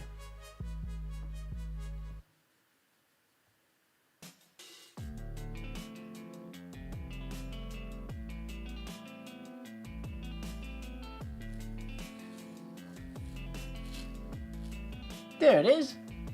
Infinity U. Too much space here to actually be a good, like, standalone U.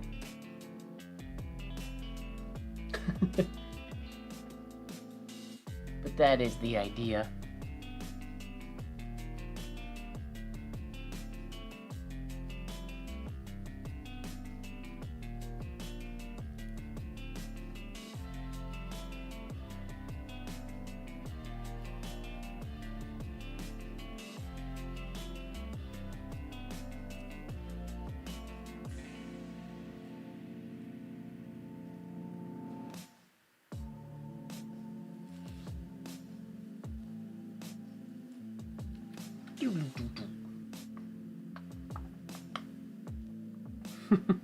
Alright, V.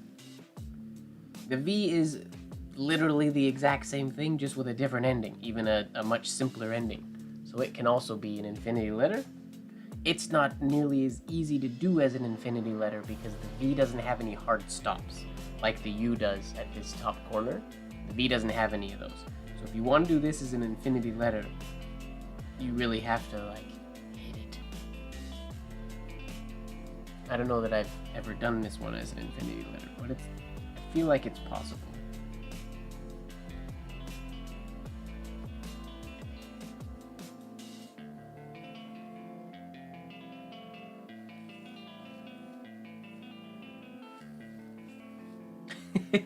There's not actually a loop there. Why did I do that?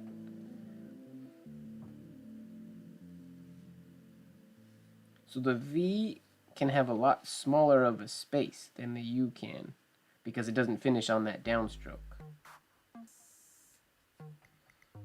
So if we wanted to make that an infinity letter, in theory, it would have... I mean, we always want to make it an infinity letter, obviously.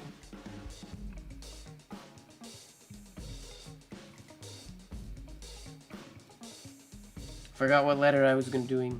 I almost did a U by accident, but that's the idea. New sheet of paper. We'll try the V one more time. www.blacklight.latenightlive.com.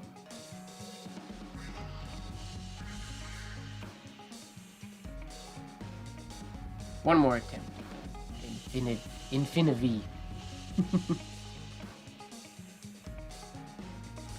only way I feel like I can do it is if I curl.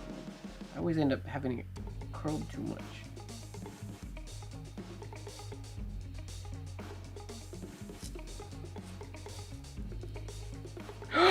Oh, that was so close. And the angle and trajectory was like perfect. Oh, that's painful. Because it was so close. You need to hear me. I started exhaling when I got here because I got excited. Oh, not quite. Let me try one more time. Oh, that would... I mean, this is also way bigger than it probably should be. But, man, that was close. Let's try again. Infinity letters are fun. Totally unnecessary, but very fun.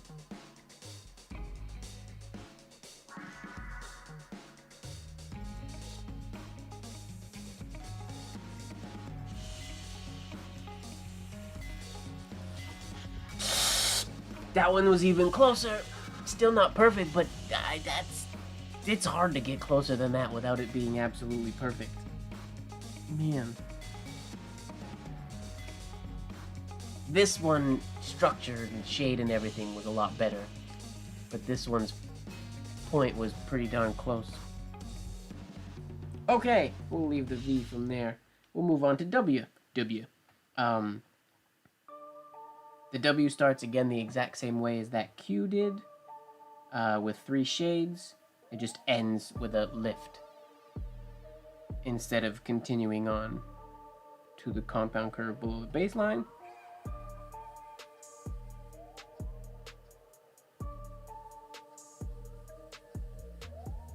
Okay.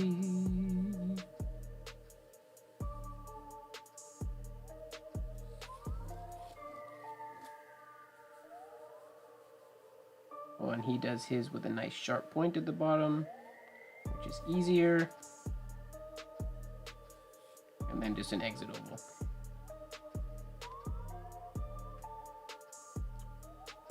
This one technically could be an infinity letter as well.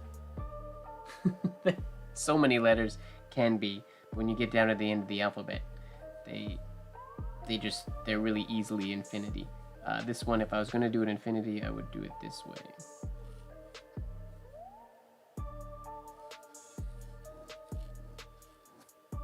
Something like that. Form is way off. Let me try that again.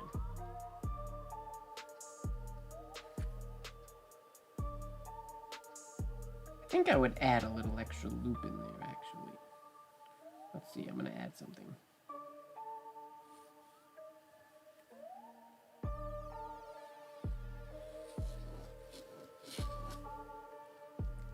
That's how I would technically do it. Too much space in there, but that's how I put it together. Oh, the infinity letters. I mean, eventually I want to create an infinity alphabet, because pretty much the whole alphabet can be made infinity. Like if super, like if you go through like the A, like a lot of them can be done that way. It gets challenging with the B and whatnot. With the B, you gotta be a little more creative.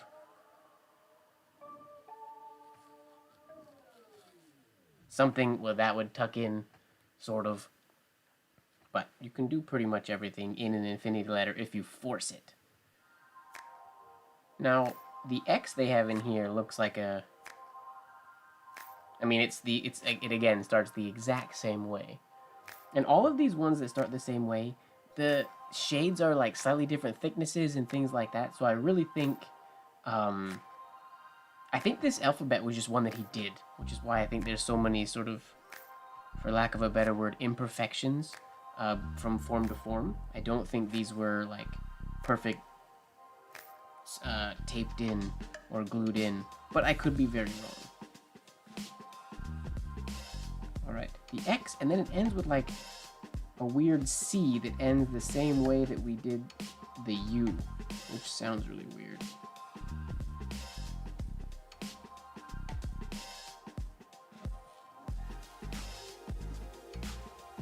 Okay, so it starts that way. I really like that entry. I'm gonna start using that more often because it's pretty easy. Next week challenge, maybe.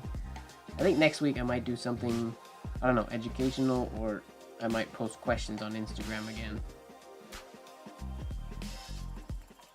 And have like a teachy week, maybe.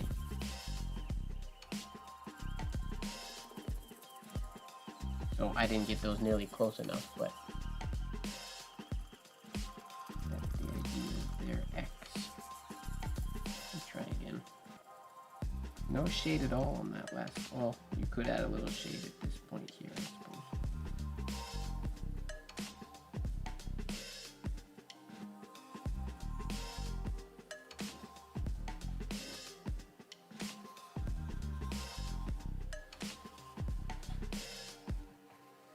Wonky shape, but that's okay.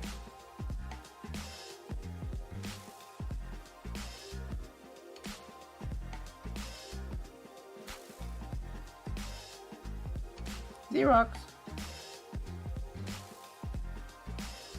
Do you guys see the meme where it's got a store that has the X's for like COVID social distancing X's for people?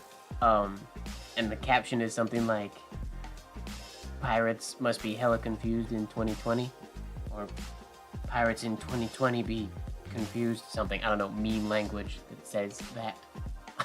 Crack me up a little bit. Meme language. I don't speak meme. Okay. The X can be infinity as well. Now that we're on that train of thought.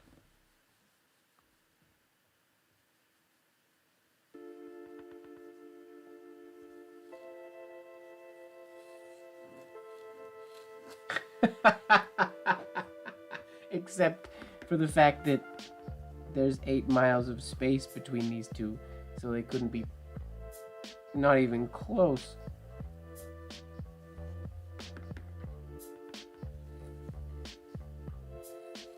How close does that first one have to be? Okay, let me try that one more time.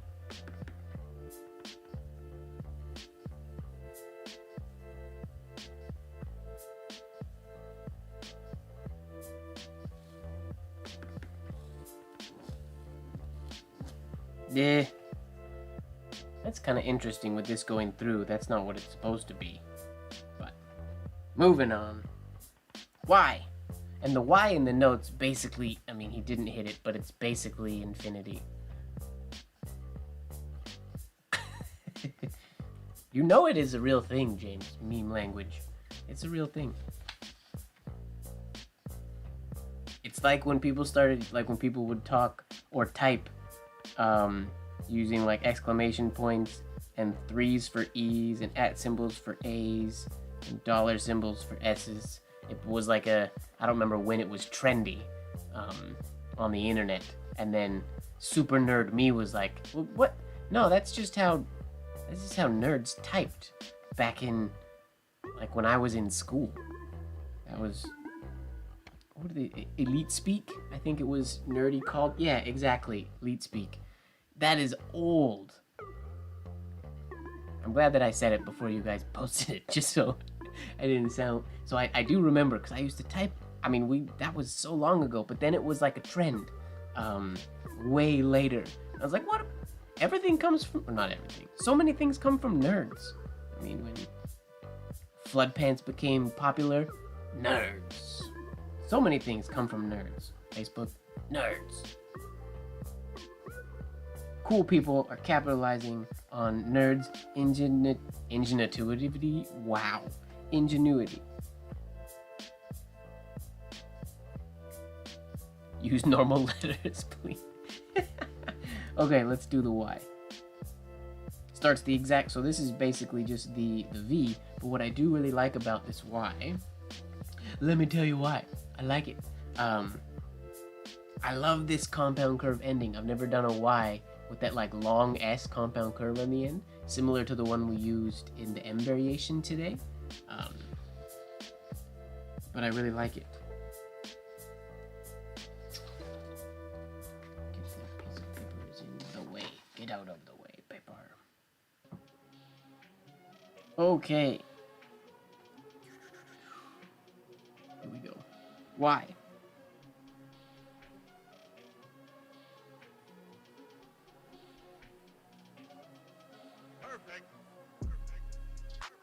That was a soundbite from Street Fighter. Perfect. That's hilarious.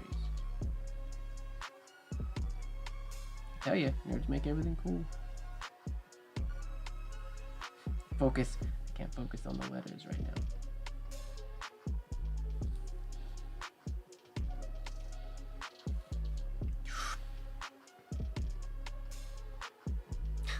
I totally wasn't paying attention to the second half of this letter because I was just focusing on this part. So the second half went completely downhill. Let me try again.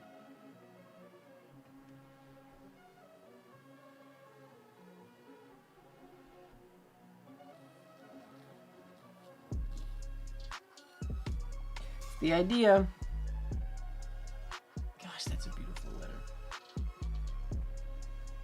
The S in the notes is so, the long S at the end is so much more, I don't know, it's so elegant the way he does it. Same with on the M.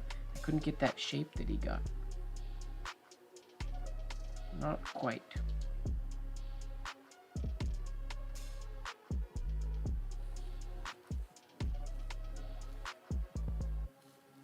What happened to my ink?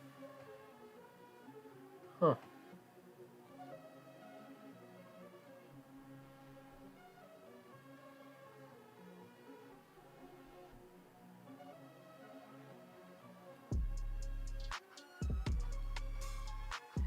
That would actually make a really cool design if there was no shades at all, and all the shades were just outlined with dots. It'd be really annoying to write. I don't know if you could actually write it. You'd have to draw it slowly, I think. One more, and we'll move on.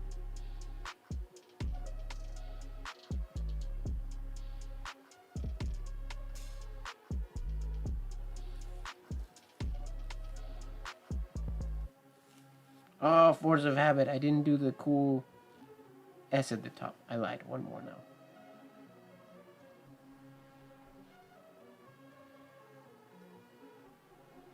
Dotted shades, the new trend. You heard it here first, folks.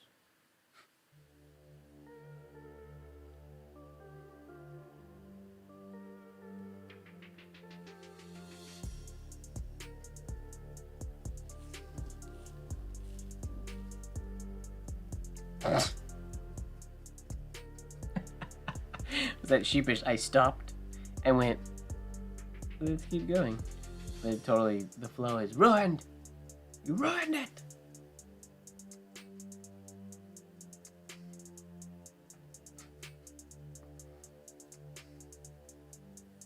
Can't let myself get away with things like that.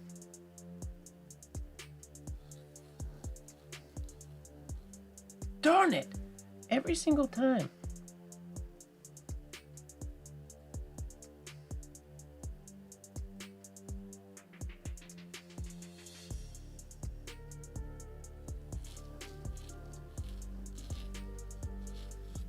That one's pretty nice-ish. This is way too low, but...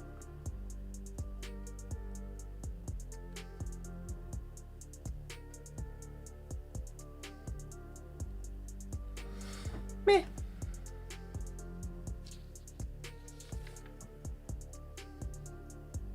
Okay.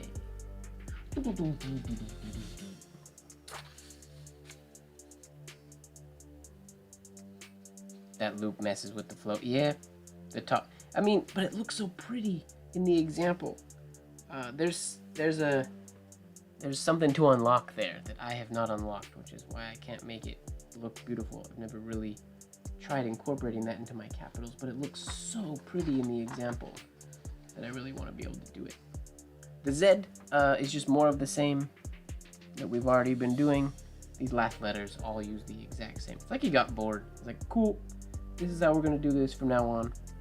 Behrensmeyer's alphabet does that too.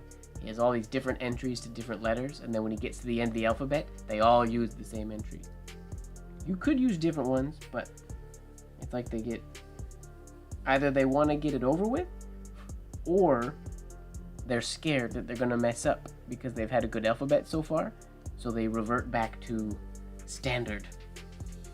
They do it, they take the easy way out.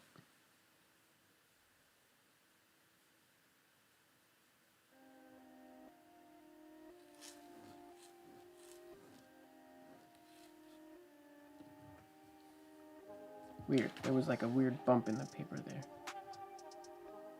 I'm off page, sorry.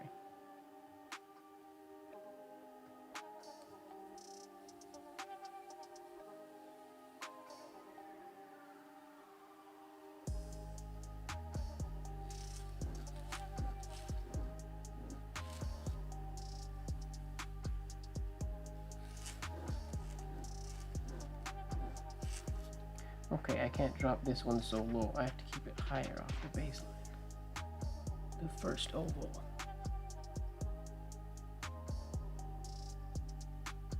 The spiral entry to the B is nice. I've never done it that way. It's quite pretty.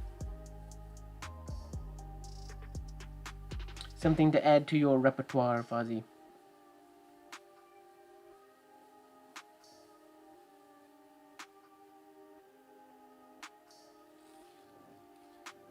What am I doing? I got lost.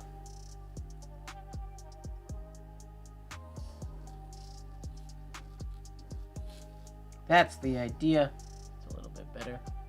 Now let's see if we can't smooth out that third shade.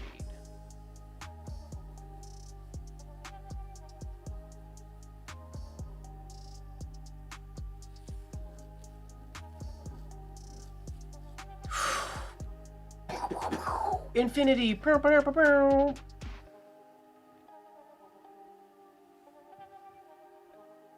I need one of those like switchboards like radio shows have. So something cool can happen. I need a sound effect board. Nino? Is this Nino's first time making an appearance in a late night live? Or at least chatting in a late night live?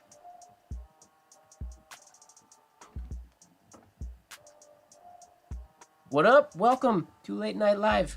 You tuned in after 12 midnight, and at 12 midnight, the music changes, the lights go off, the black light goes on, the blacklight ink goes on, and it's a whole different party. Prior to midnight, it's just a normal writing session. Exactly, like cosmic bowling. I changed my glasses, yeah, I don't know what else I could change. I need like party lights going on in the background. Get some lasers. I need to find some way. They must sell UV Lego blocks. But I don't want to buy all those blocks to make a whole other bad pylon just to make it glow. Although I really want to. An explosion of fluorescent confetti. Never. Because I will find it like 10 years later. I'll find fluorescent confetti in like my armpit or something. I'm pretty happy with those Z's. That connection is pretty darn perfect. It's not perfect, but it's pretty close. Infinity style. Infinity letters. Twisters in general are fun. Most of these twisters were pretty... I will say they're pretty easy to understand. I also want to get better at flourishing, like Michael Saul's twisters, for example. His get intense. Like he'll use a lot more of like an oval, and then another oval, and then going between those two ovals, compound curving to go around the whole thing. This is an exaggeration now, but when twisters rely on not just spiraling, they're so in depth and so cool. I'm trying to think of letters that do that. No, most of the common twisters that we see in like publications and stuff are usually spirals because they're easy. Like probably one of the most famous ones ever is the famous Zenarian Z.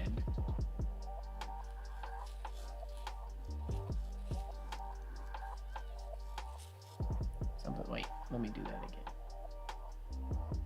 I don't remember exactly how many loops there are in this thing, so I will probably not get it exactly right, or where the shades are. They're not on every oval or on every loop.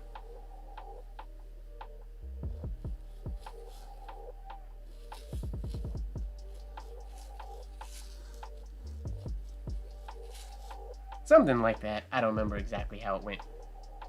Crazy loopy Z though. It's a famous one. I used to be able to do it or have it memorized exactly how it was and where all the connections were, but I can't remember anymore.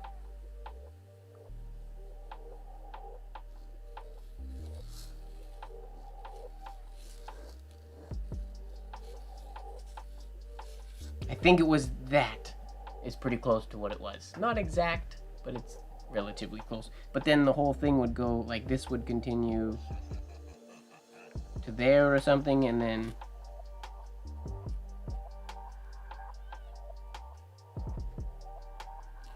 would fit inside. There was loops that went all through that thing. This is not exactly what they look like, but something along those lines. But better than that.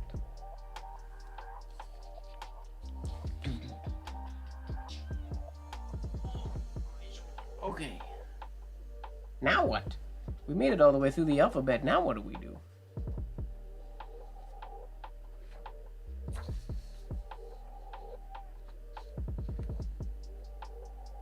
Yeah, he used to, when I first met Mike, he used to mail me twisters to practice. He'd be like, I want you to learn this Z. Why is this piece of paper so much thicker than the other ones? I can hardly see through it. Okay.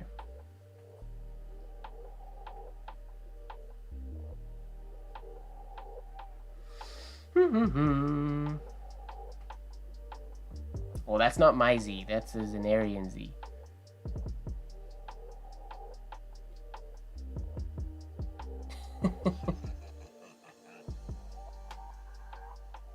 Wait, why does James need... Oh, because it's a party. Light sticks. What I need now, I need to have a UV pen. I need a oblique holder that is UV.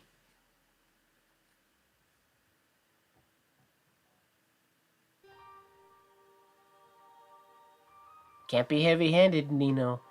You gotta lighten it up. You gotta be able to turn it on and off. Shades are a choice. Shades should never be shade and weight should never be habitual. Should only go where you want it to go. Oh yeah, Nino wasn't here earlier today when we were talking about the HHSG, heavy-handed support group for heavy hands.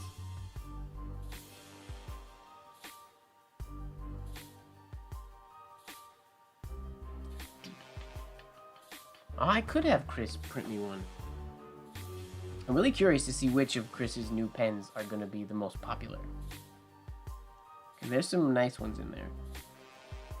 I have the brother to one of the originals he used for the natural grip holder. It's Brian is a huge fan of it. It's a nice one. I used to use it when I was painting shoes all the time. tiny little holder.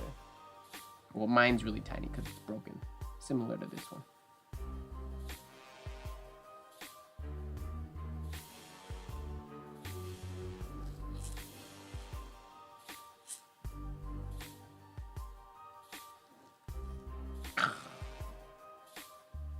I gotta be careful doing long shades with the liquidy ink. Doesn't have the same longevity.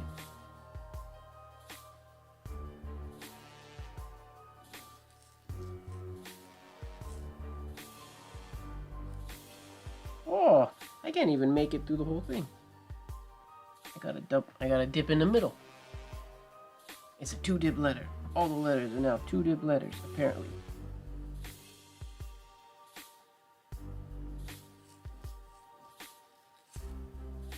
Dip.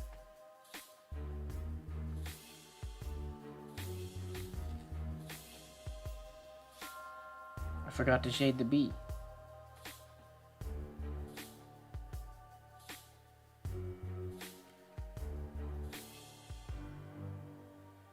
There's a stick man asking me why I forgot. He's pointing at it, being like, what the hell, man?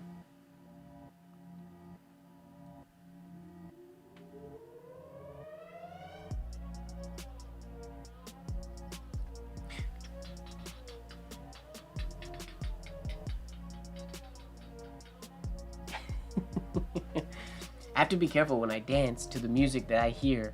It doesn't broadcast at the same time as I hear it, so it always seems like I'm dancing offbeat, unfortunately. You've never done numbers in these lives. That's true, because I never really write numbers. I could. Maybe we'll do a numbers week.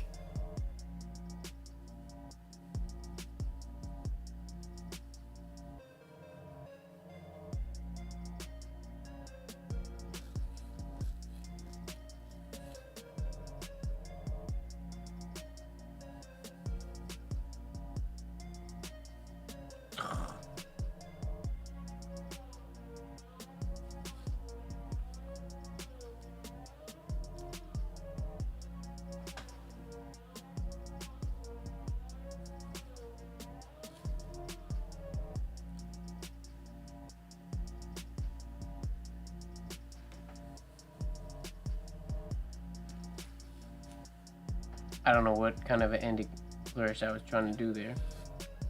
What?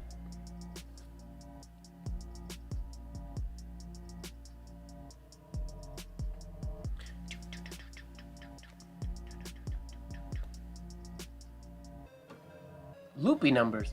I don't even know any cool, like, I never do flourish numbers. Like, the numbers I always use are like, people always ask me, what are Spencerian numbers? I go, kind of the same as like business penmanship numbers. Like the ones they're not really, nothing really fancy about them. I never really do loopy numbers. I have to get my my search on. It's not often that you see in the old work. Like you see it obviously a lot in modern work because of weddings and stuff like that, addressing. But there's not a lot of flourishes that go on numbers. They'll be like, you'll see like after an O or something, they'll flourish like off of a number. But that was the numbers were pretty just businessy, pretty plain Jane, for the most part. Not always. I just can't think of a lot of examples that have super flourished numbers. I know people have asked me to do some for like leather designs and stuff like that before, and you got to get creative. Even just with shade placement and things like that.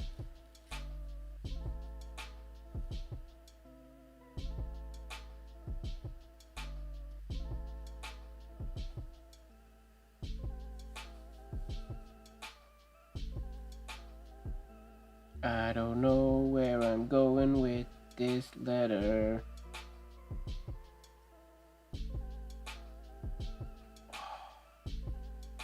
That'd be a cool way to write 42. Wait a minute.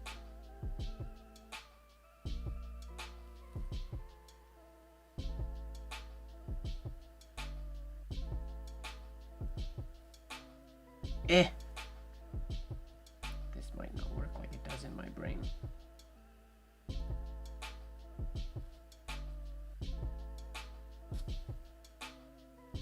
Does that look like 42? Maybe not.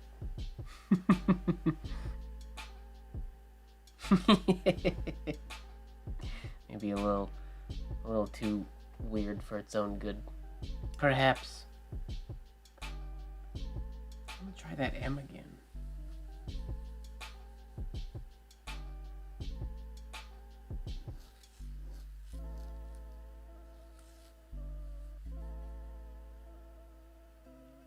How do you make it look so pretty?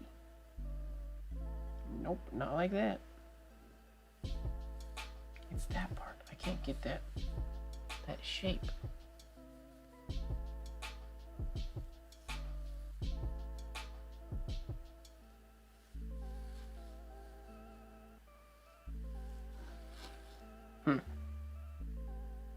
I just don't know. It's gonna require a lot more work.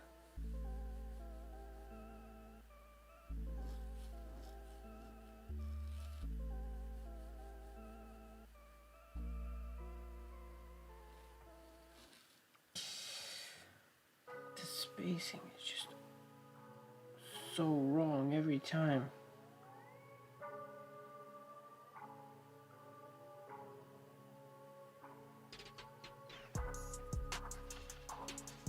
How?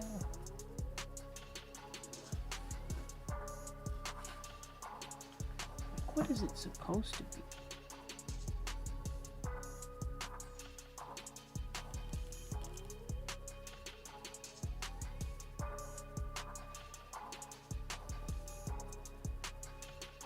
Oh, right, it goes down here.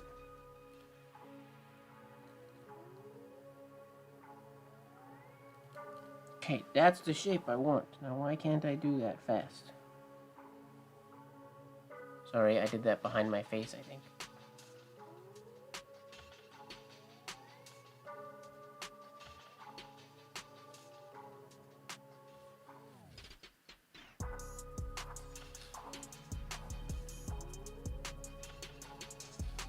Such a...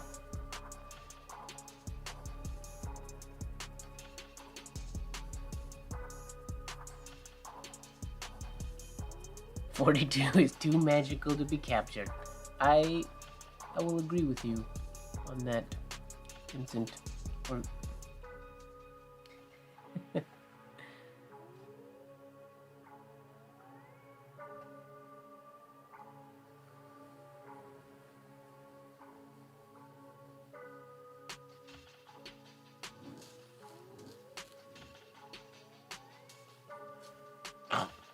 just the air.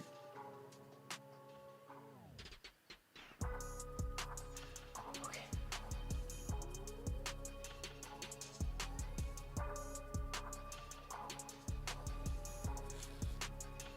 Why does it just look so bad when I do it? Ah, rage.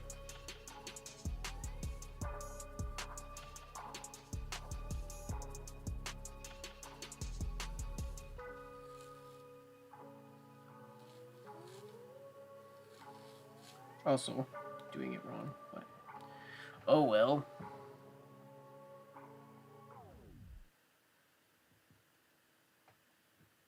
That entry looks like a small snail. Kinda. A little bit.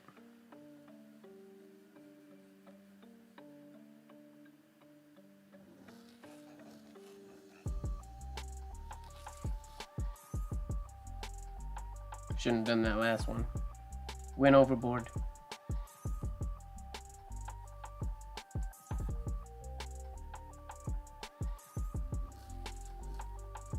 Ugh.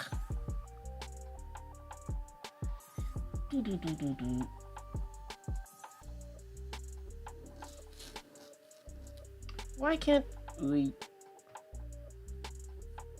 Losing it.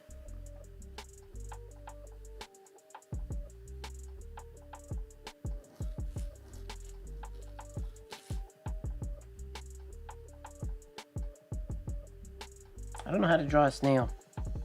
I was gonna try to draw a snail coming out, but I don't. Maybe I'll just give him two little tentacles or antenna.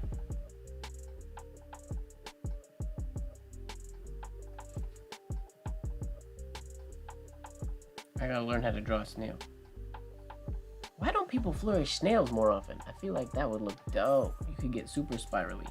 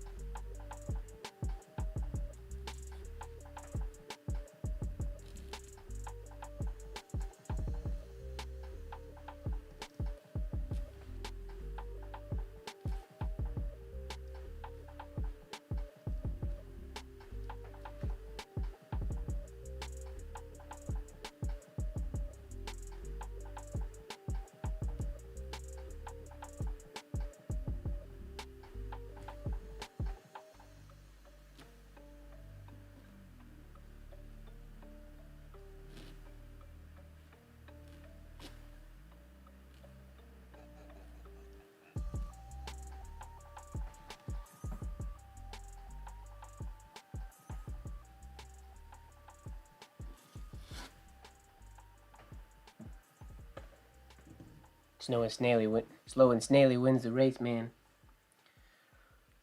All right, ladies and gents. Oh, Martha's out. I am also going to be off. I have to do a few things before bed, and I gotta get up early in the morning to go check out another apartment. Even though, hopefully, I won't need it, because I will get the one that I applied for today. Fingers crossed.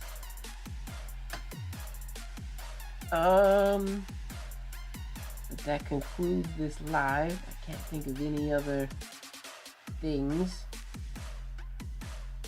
that I need to say.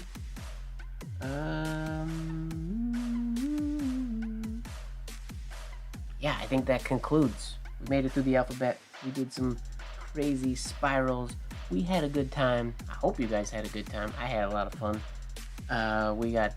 We made it again, second week in a row, to Blacklight Hour. I think that's what we're now going to call midnight, Blacklight Hour, unless we think of another cool name for it. Keep an eye on your email for a notification letting you know when the next Heavy Hand Support Group meeting is.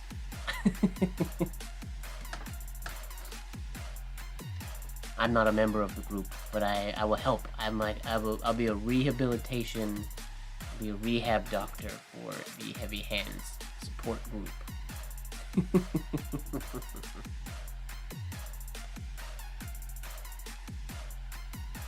HHSG members unite!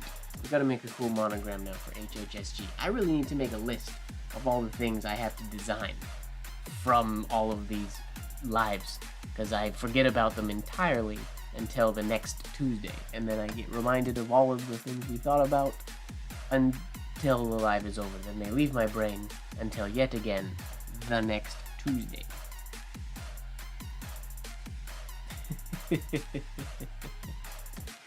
Alright, ladies and gentlemen, thank you very much for hanging out with me today. I had a lot of fun. I hope you had a lot of fun. As always, if you have any suggestions or things you would like to see on these late night lives, let me know in the comments below once the video is fully posted. And yeah, share this with your friends. I'd love to get more people in the community involved in these lives, cause they're fun. If nobody shows up, that's also fun. I don't mind. I'll hang out here by myself. It's cool with me. But yes. Thank you very much, everybody. We are finished. Oh, why didn't that work? Let me try that again. That should have worked. We are done. Whoa, it worked! Alright, peace out, everybody.